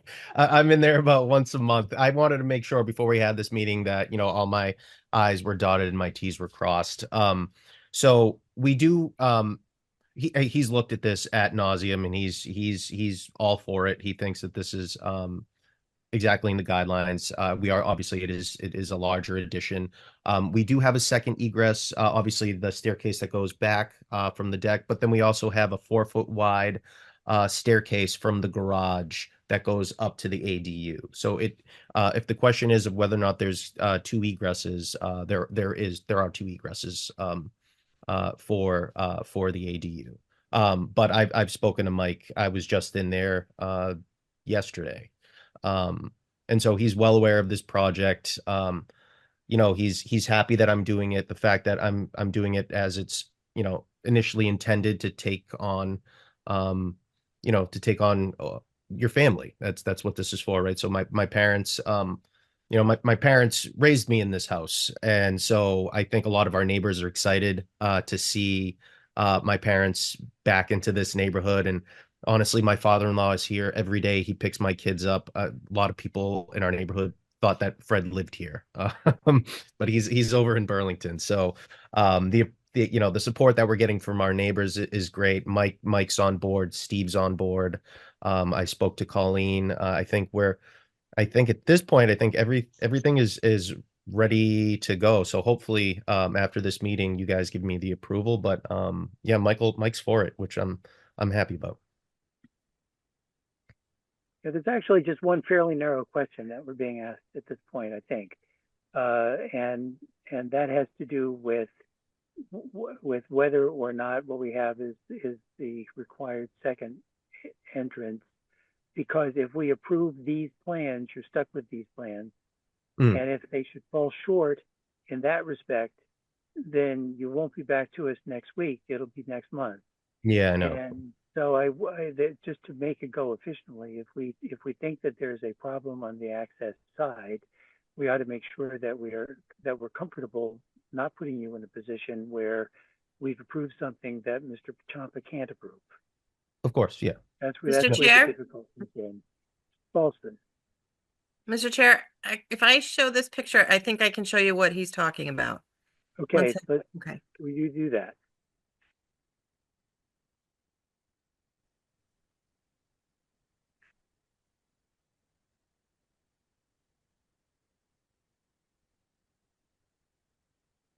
As you can see, there's an inside staircase coming down and then the external one from the deck to the landing.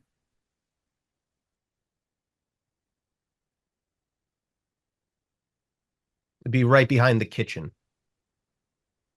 Yeah, right there.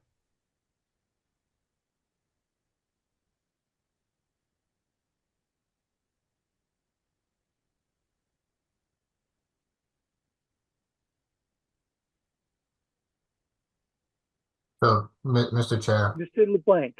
I think while maybe it's a little unconventional as to what's going on, I think it meets what the intention of the bylaw is to have a separate entrance to an ADU. So I think the argument could be made on the part of the applicant and their designer that that this ADU has its own separate entrance. I don't think I would say that Mr. Champa wouldn't have a problem with that. And, going along with what the applicant is saying as well, that they've put these plans in front of him multiple times. I'm sure Mr. Champa would have said something about that if he thought it would be an issue, if he's looked at it multiple times already. So I think we're good on that front. Great. Okay. And now we have before us an application for a large addition. The particular requirements for that is for the board to find that the proposed addition is in harmony with structures and uses in the vicinity, taking into consideration dimensional requirements and setbacks.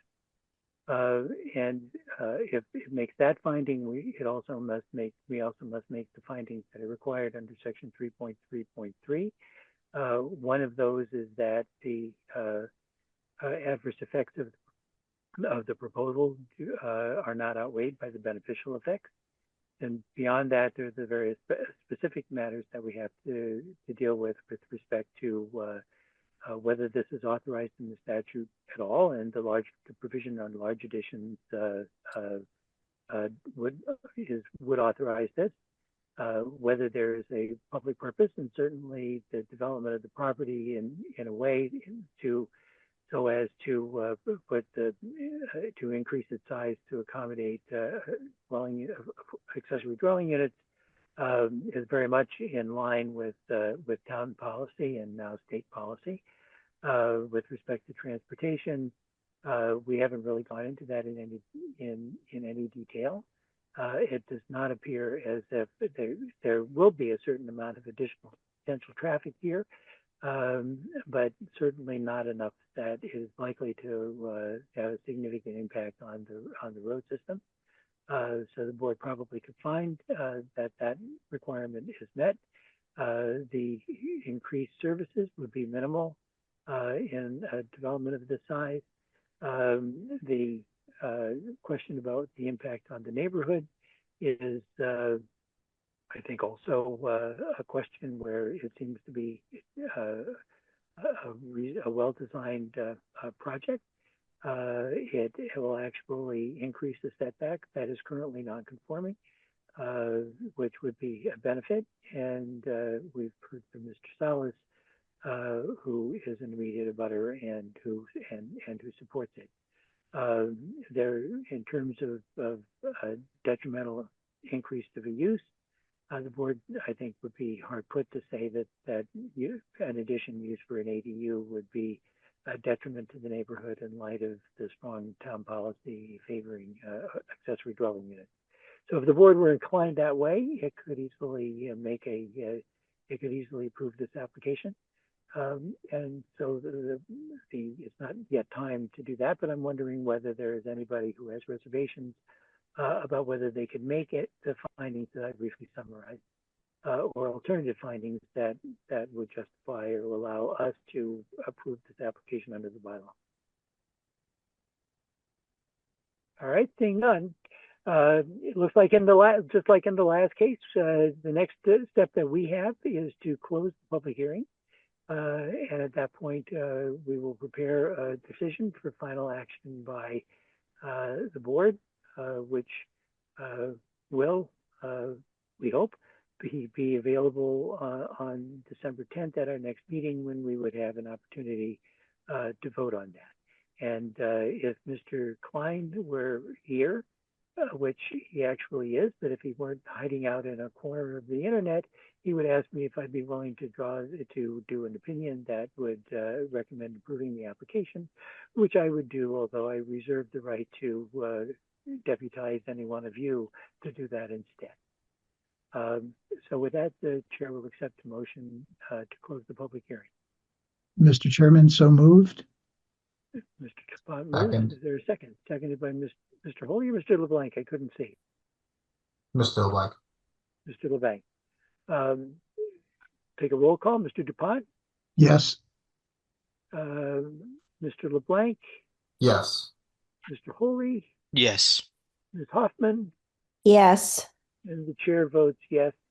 And so the public hearing is closed. So thank you very much. Mr. Martin, if you're still on the line, where you're getting near the end, and I'm sure that you'll be very happy to begin seeing construction crews out there and not town administrators as you proceed on your plan. Yes, thank you. Thank you so much for your time tonight. Okay, with that, the erstwhile chair is preparing to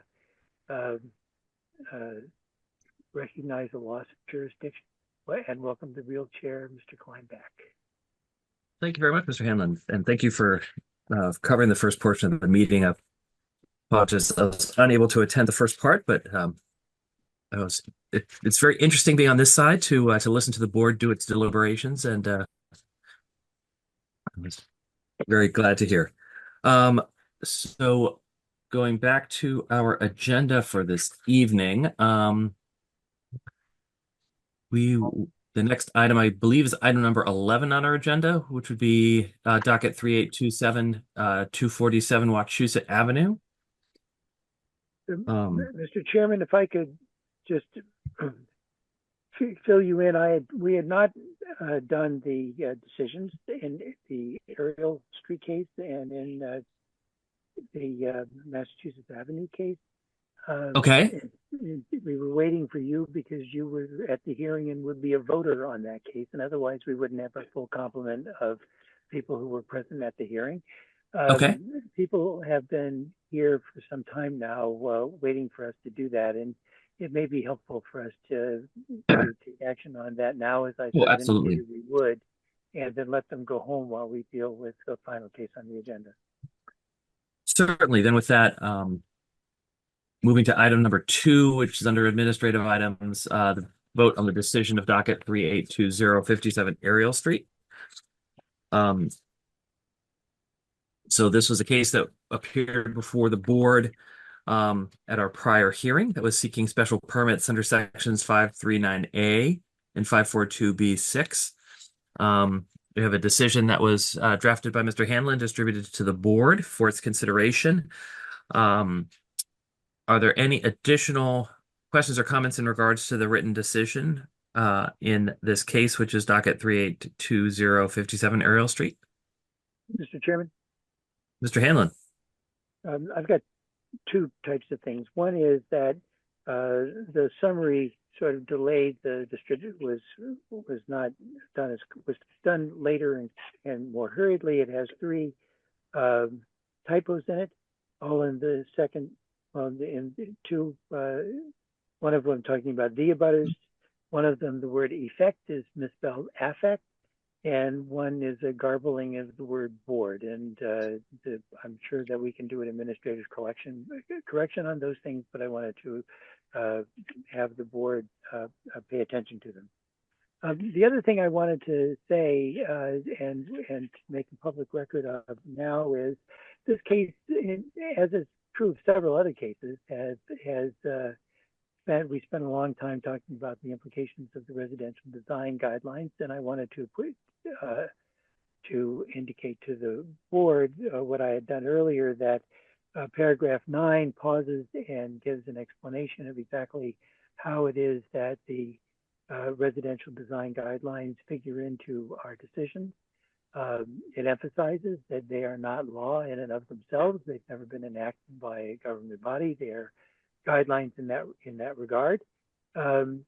They do, however, just as design issues generally do, have some bearing on the kinds of decisions that we are supposed to make.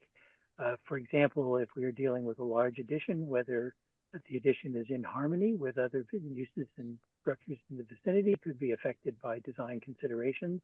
And design considerations would be something that we would be looking at the design guidelines to evaluate. Similarly, in most special permit cases, all special permit cases, we are dealing with the question of whether a given proposal is consistent with the character and integrity of the neighborhood. And in applicable situations, we would be looking at design considerations there as well, and would then taking the residential design guidelines into consideration to inform our judgment as to what we should do and what findings we should make. So where there's something specific in the zoning bylaw or any other law that we are, or the state action that the design guidelines would be relevant to, they would be something that we and the community should be looking for as a way of understanding how we would proceed. But again, the guidelines are not self-enforcing. They're not obligations in and of themselves. And we would, as in all cases, have to make the judgment that we have to on the conditions that the zoning bylaw allows us to make. In the past, Mr. Chairman, I think that everyone has more or less agreed in doing that. And I'll say that the applicant in this case was very cooperative as well.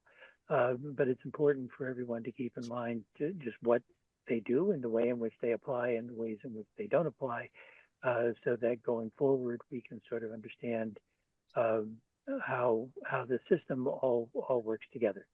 So for anyone who is interested, the provision in paragraph 9 is something that describes that, and I anticipate that the board will in the future be working on putting an explanation along the lines I just outlined into our rules to make it clear to everyone the role in which the guidelines play and the roles in which they don't play in enabling us to get the decisions that we're required to make under the Zoning Act and under the town zoning bylaw. Thank you, Mr. Hanlon. So acknowledging those administrative items that you had at the start, I'll refer to it as the amended written decision. So are there any objections to the to those administrative amendments that Mr. Hanlon presented? Seeing none, then the chair will move that the Zoning Board of Appeals for the Town of Arlington approve and adopt the amended written decision in docket 3820 57 Ariel Street, which grants a special permit under sections 539A and 542B6 in the zoning bylaw. Second. Thank you, Mr. Hanlon. So roll call vote of the board, yes or no. Those members present at the hearing, Mr. DuPont. Yes. Mr. Hanlon. Yes. Mr. Holly. Yes. Mr. LeBlanc. Yes.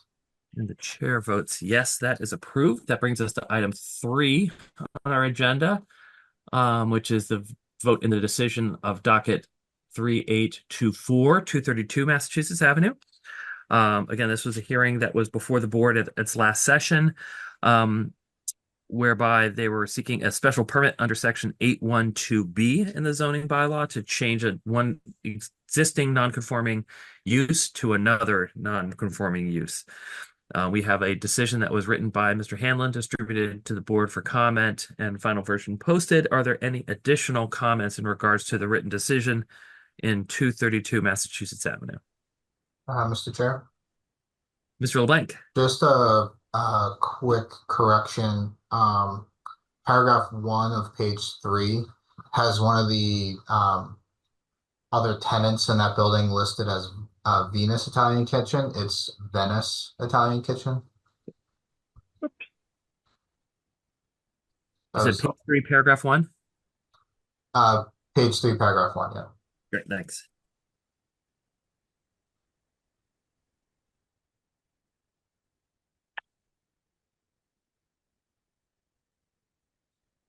Any further corrections?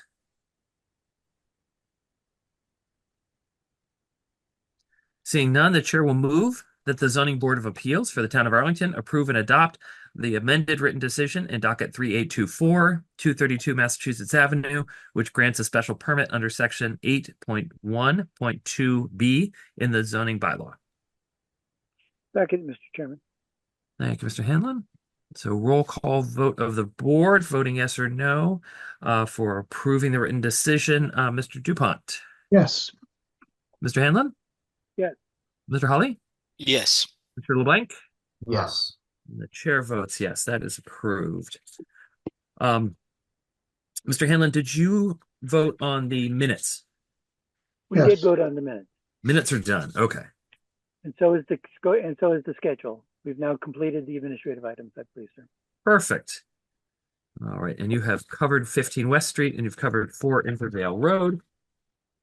And that brings us back to item 11 on our agenda, docket 3827, 247 Wachusett Avenue. Appreciate the patience of the applicants. If they could go ahead, introduce themselves and tell us what they would like to do. Good evening. This is Nathan Dooley Hayes. I'm the homeowner at 247 Wachusett Ave here in Arlington. Really appreciate everyone's time here tonight to review and consider our application. I'm here representing myself as well as my wife. I think she might be on the application as well. Her name is Frances Hayes, if you see her name there. Yep. So what we are trying to do is, and I have some plans we can reference, or I believe Colleen has them too, but on the side of our home, we have so we've been here for about 5 years, and we're looking to, on the side of our home, so if you're looking at the house from the street, the left-hand side, there's an existing side door entrance that has a landing currently with some stairs that come down off of it. that was there when we purchased the home.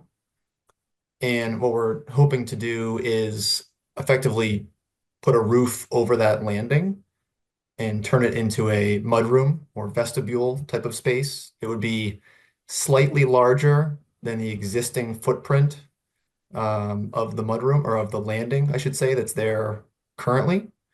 And really the purpose of doing so is, we have two small children. When you walk into our front door now, we have lots of shoes and jackets and things like this that tend to make a mess when you walk in the front door, especially in the wintertime or when kids play sports. So, or have other activities. So we're just hoping to have this mudroom space on the side of the house just to, improve not only the flow of the home, but, also make the home somewhere where we can continue to be comfortable and continue to live for some time. So I think that summarizes it. That's, quick version. I can answer more questions, but I'll stop there and see if that makes sense before I go further. Absolutely. Thank you. Let me go ahead and share.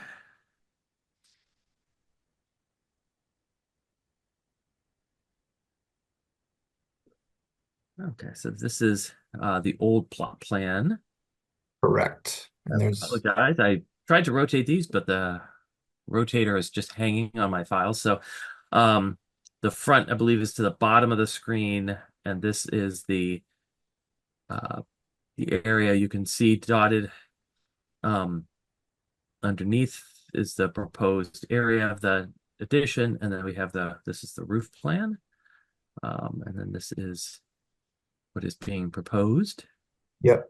And is this well, actually, so this might be, I've submitted a couple versions I've gone in to visit Colleen a few times. She has gotten to see me more than maybe she wanted to, but there's actually a version that's dated the 22nd. So I have a new plot plan because this plot plan was very outdated, as you can see.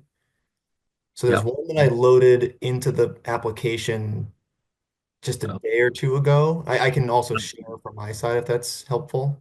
But it has a new survey that's attached to it. October 24th, October 24th, 24th, 21. Updated application 11/21. Oh, 11/22 plan revised. Here we go. Yes, that's the one. Yep. Yeah, and you may have to rotate. I don't know if the formatting, how easily it will. Let's see how it shows up. Share. Okay. Yes, if you scroll, the first page should be the new site plan.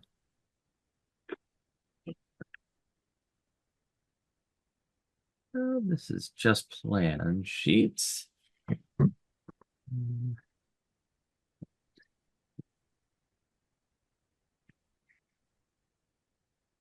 If you have these readily at hand, that might be easier. I do. Yeah, do you want me to share it from my side? Yeah. Mr. Ralston, if you could go ahead and allow that. Thank you very much. Let me see if I can share. Right, share. Okay, let's see. Right, let me know when you can see this. Yep. All right, so this survey was taken just last week, so this is very fresh and should be fully up to date. So what they had done for me was on the left, and I can zoom this in a little bit if that's helpful too. So what the survey company did for me is here on the left, this is existing. And we can see here where it says L, that's the landing that is there now. And there's some stairs that come off of it, and there's a door right here where I have my cursor. So that's what it looks like today. And then the idea would be here on the right is to put this is where the mudroom will go. So we will still have stairs that will come off the front, similar to here. They'll just be a bit closer. There's a second set of stairs. That's what you see right here. So our driveway sort of slopes down. So there's stairs that come off the initial landing and then down again into the driveway. And there's a chimney. It's marked but not called out, but this very small box right here on the existing is a chimney that would be removed as well. You can see that here, it's taken away. It's a chimney that has no function in the home today. So what's marked out on the new plan is the 2.8 as the offset from the side lot line. Is that to the edge of the roof, or is that to the edge of the mudroom? The roof. Okay. Fine. Yep, here I can go down here. Let me scroll further down. So that's from above. That would be that's the roof view. So this is the proposed right here. So okay, 6 feet going across here all the way out to the furthest most point, and then 10 feet going this way. And there would be a small, what you see here is just a small, roof over the new set of stairs. And actually this dotted line you see here, that's the current landing, just for reference. Perfect. Yep. And then the idea would be, so this is our kitchen, is this room where I'm hovering here. So the mudroom, you'd walk in this door, you will have some storage area, but you'd walk right into the kitchen off the mudroom.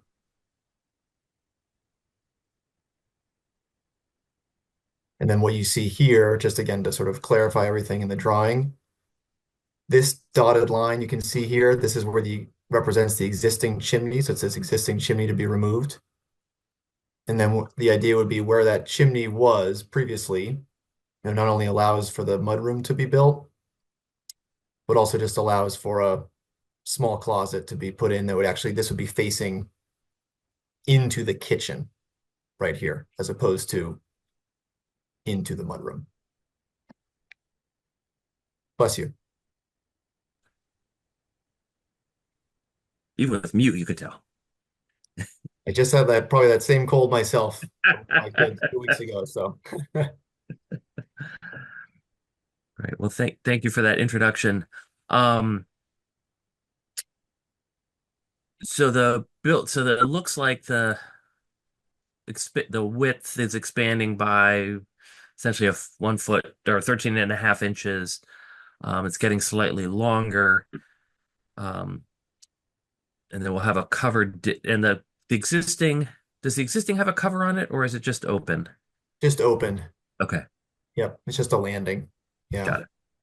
And there's actually, just to show you the full view too, I also have this version as well. So I should be able to rotate this here 1 second. But yeah, so this is another view just for you. This would be so this would be from the front. And this would be from the back.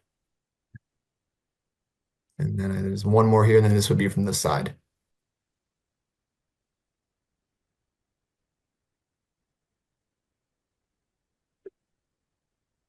Now, on one of the plans, there was a note about reusing the existing footings. Is that still the intent, or are you replacing the foundation for it? That would be the intent. There are existing sonotubes. Like, where am I going here? If I go, rotate again. So there's existing sonotubes under the landing that's there today. And actually, give me one moment. I have a view of the existing. So that's right here. So I get the right. I guess that's good enough. So this is existing. So without any of our drawings there. So there are sonotubes there now. One is visible. I believe it's right here. And there's another that presumably is here again, because there's a landing there. So the intent would be to use any existing sonotubes that are there. Okay. Yep. Those looked like from the elevations, it looked like the new room is cantilevering out past the end of that where the support is. So I just wanted to confirm that I was reading that right. Yes, that's my understanding. So, perhaps we would need new sonotubes to that point. Because yes, if we're going a little bit further out. Yep. Yeah, now that we're talking about it, we would need, well, I'm not an engineer or an architect, but yes, that I believe that would be correct. We would need new sonotubes. Great. Actually I do have my architect on the phone. I don't know if he can hear us. Steve, are you there? Can you hear the conversation? He may be on mute. If he comes off mute, maybe he can confirm. But yeah, no, that to your point though, back on the proposed here where the dotted line is showing, that's where the sonotubes would be today, somewhere in there. And then this would be the proposed. So we would need to put new ones in. Okay.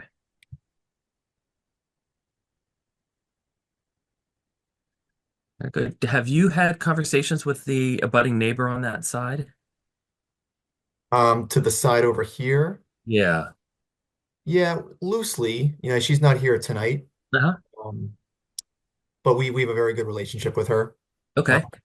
Yeah, like I said, we've been here for about 5 years. So we can certainly get, if it would be helpful for you, we could get, written or verbal, endorsement from her. Okay. Would that help for us to do? Well, it's more just that they're aware of what's going on and that they have had an opportunity to respond. So they would have received notice of this hearing, and you would have to them as well. So to the best of my knowledge, they have not provided any commentary one way or the other. So it's just curious. Yeah. Okay. I'm very, very happy to, get something more formal if you think that would help. At this point, I don't think so, but we can discuss that. Okay. Are there questions or comments from the board? Mr. Chairman, Mr. Hanlon? it may, just as a procedural matter, if we try to get additional comments from the neighbor or any additional information, we would not be able to close the public hearing tonight. Right. Yep. That would be my concern. One item I'm also noticing here, Mr. Klein, is just to your question at the beginning. So what's indicated here, you can see this dotted line going out this way. Yep. And then dotted line going here. That would indicate the roof. Yep. So the 2'9", I know the survey I think said 2.8, but this was our drawing pre-survey. Okay. It's from here to here. So there's a slight, so that roof line would go, I don't have that measurement right there, but it looks like that roof line would go just a little bit further. It's probably a couple of inches, I believe. But just wanted I just more wanted to confirm that 2.8 was actually the dimension to the building or to the roof, but it's to the building. So the building is actually getting closer to the side lot line within the required setback, but on the side that has has an existing nonconformity to it. Yeah, that's my understanding is that we're non-conforming. Yep. So, this would be I should say the landing itself. I know it's not a habitable space, but the landing goes into non-conforming, so that the act of putting a roof over it, that's why we're having the conversation. So. And I should say too, just one other thing I meant to mention earlier as well. I don't know if this helps or not, but just to confirm that the area where this would go, I had submitted some pictures with my application as well, photos that we took. There's no trees or other, shrubbery or bushes or plants or anything like that would need to be removed as any part of this. Okay. Yeah, it looked like there was a pretty thick hedge between your property and the abutting property. Yes. Yep. It's a line of I believe they're arborvitae. I think they are. At least they look like it. But yeah, we have those trimmed annually. And this wouldn't require us to take any of those down or anything like that. All right, thank you. Sure. Can I answer any other questions or show other? Are there any further questions from the board?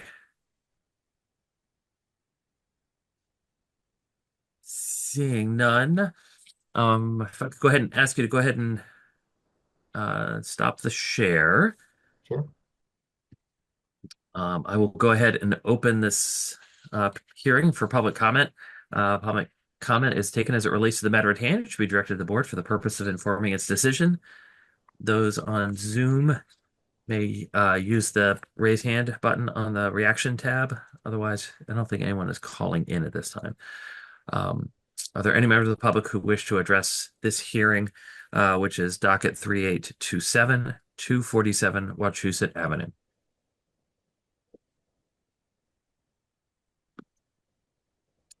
Seeing none, I will go ahead and close public comment for this hearing. So what the board has before it, this is an application for special permit under section 539D to build upon which states that porches, decks, steps, and landings in the required setback are not considered to be within the foundation wall, and not being closed or extended or built upon except by special permit. And so in this case, they are seeking to build upon and extend the existing landing and converting it into a mudroom and a porch. Reviewing 539A as well allows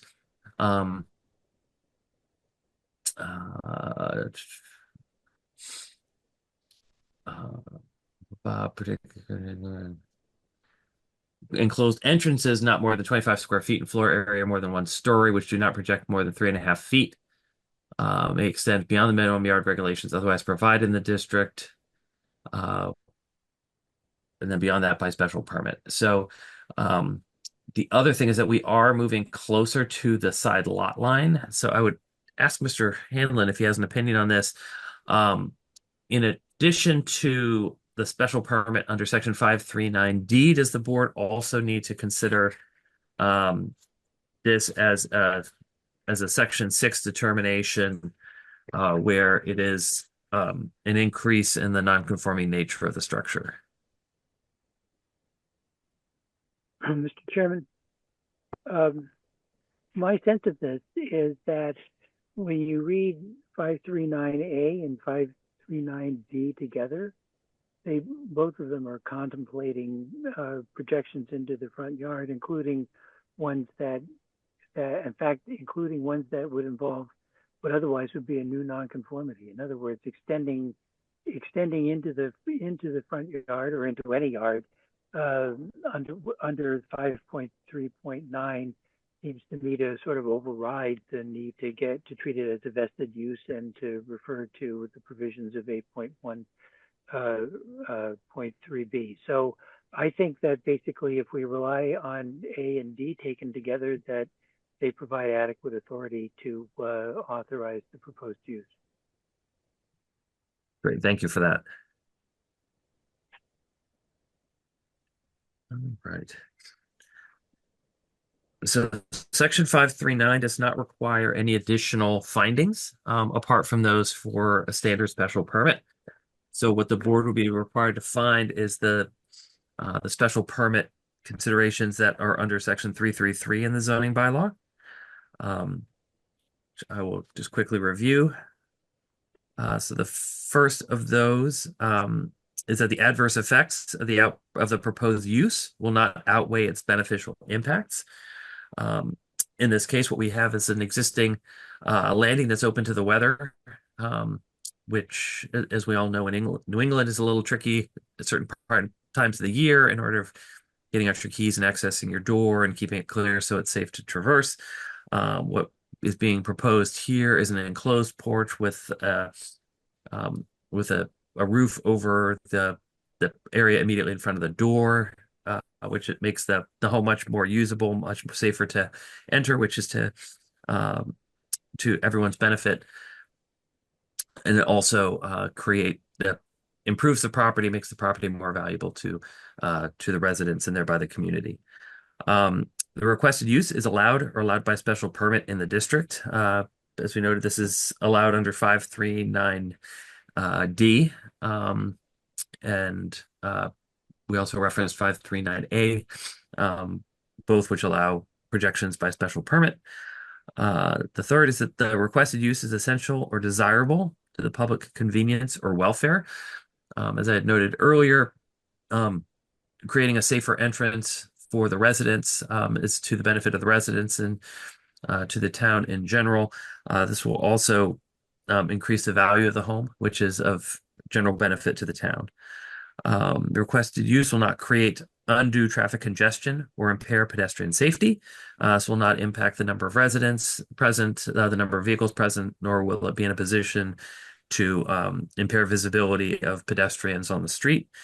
The requested use will not overload any public system, will not noticeably increase any utility or service provided by the town or by its contractors.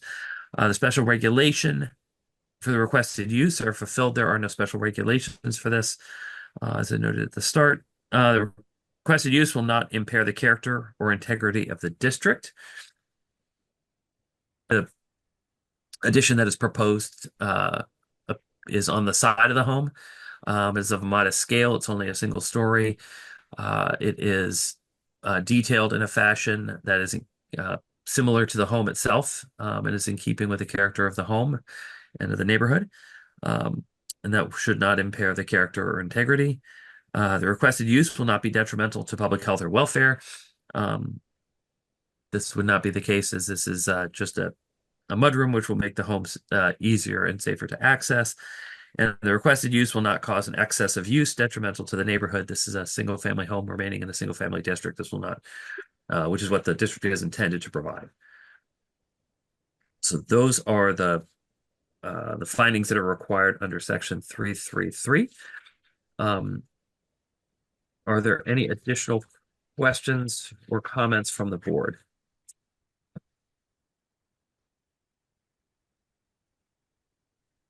Seeing none, Mr. Hanlon, I assume you have read the 3 standard conditions into the record earlier this evening? You did do that. We do not need to do that. But the board, should the board be inclined to approve this, we recommend the 3 standard conditions. Are there any additional conditions which the board feels would be necessary in granting this special permit? Seeing none, I would ask Mr. Hanlon if he or his designee would be willing to write a formal decision in this case, recommending approval. Mr. Chairman, I'd be happy to do that. Great, thank you for that. Anything further from the board before we close?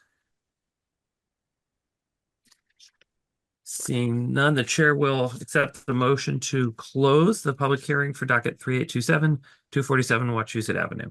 So moved, Mr. Chairman. Second. Thank you, Hanlon. Thank you, Mr. DuPont. So roll call vote of the board, voting yes or no to close the public hearing for docket 3827, 247 Wachusett Avenue. Mr. DuPont. Yes.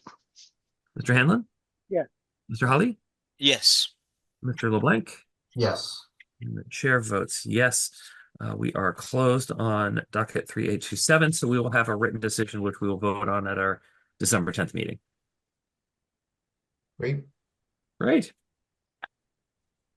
Just want to say thank you for the consideration. I know it's late into the evening here, so appreciate everyone staying on and reviewing our proposal. It's very much appreciated.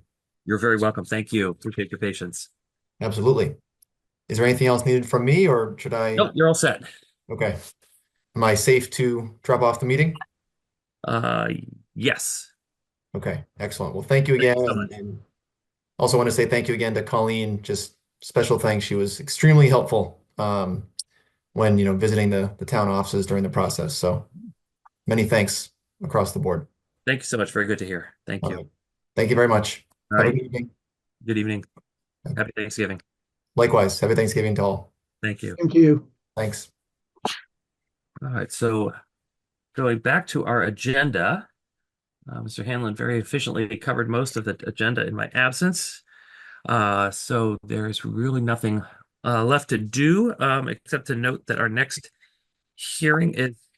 meeting is scheduled for Tuesday, December 10th at 7:30. Ms. Ralston, what is the business schedule currently for the 10th? Currently, we just have 20 Pond Lane coming back, Okay. and then the 2 decisions from tonight. Decisions. Great. And then after that, we don't meet again until the 14th of January. So, And we have 4 applications ready for that already.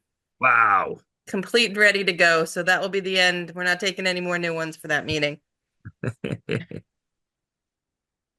Well, Mr. Chairman? I hope we can resolve 20 Pond Lane so we don't have to continue it. Mr. Chairman, Mr. Hanlon. I'm getting, it's late and my arithmetic is gone, but I think we have 3 from tonight. That could very well be. I wasn't present for West Street. So was 15 West was West closed? Street, it was closed, and so was Intervale, and so Okay. was Wachusett. All right. So we have the 3 hearings that were closed tonight. Yeah. Thank you, Mr. Hanlon.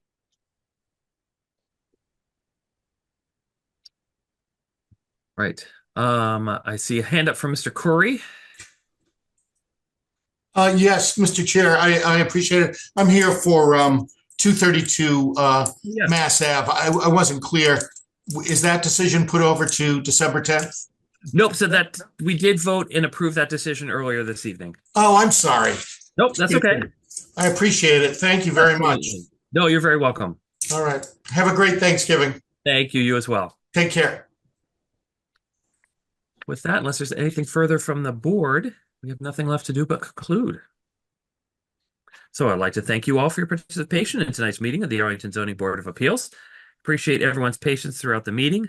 I would especially like to thank Colleen Ralston, Mike Champa, and our own Patrick Hanlon for their assistance in preparing for and hosting this online meeting this evening. Please note the purpose of the board's recording the meeting is to ensure the creation of an accurate record of the proceedings. It's our understanding the recording made by ACMi will be available on demand at acmi.tv within the coming days. If anyone has comments or recommendations, please send them via email to zba@town.arlington.ma.us. That email address is also listed on the Zoning Board of Appeals website. And to conclude tonight's meeting, I would ask for a motion to adjourn. So moved, Mr. Chairman. Thank you, Mr. Hanlon. Second. Thank you, Mr. DuPont. So roll call vote of the board to adjourn. Voting yes or no, Mr. DuPont. Yes. Mr. Hanlon? Yes. Mr. Hawley? Yes. Ms. Hoffman? Yes. Mr. LeBlanc? Yes. The chair votes yes. The board is adjourned. Thank you all so much. Happy Thanksgiving. Happy Yes. Thanksgiving. Thanksgiving, though. Happy Thanksgiving, everyone. See you in a few weeks. Good night. Good night. all. ACMi productions are only made possible with your support. Visit patreon.com/ACMi to learn how you can help.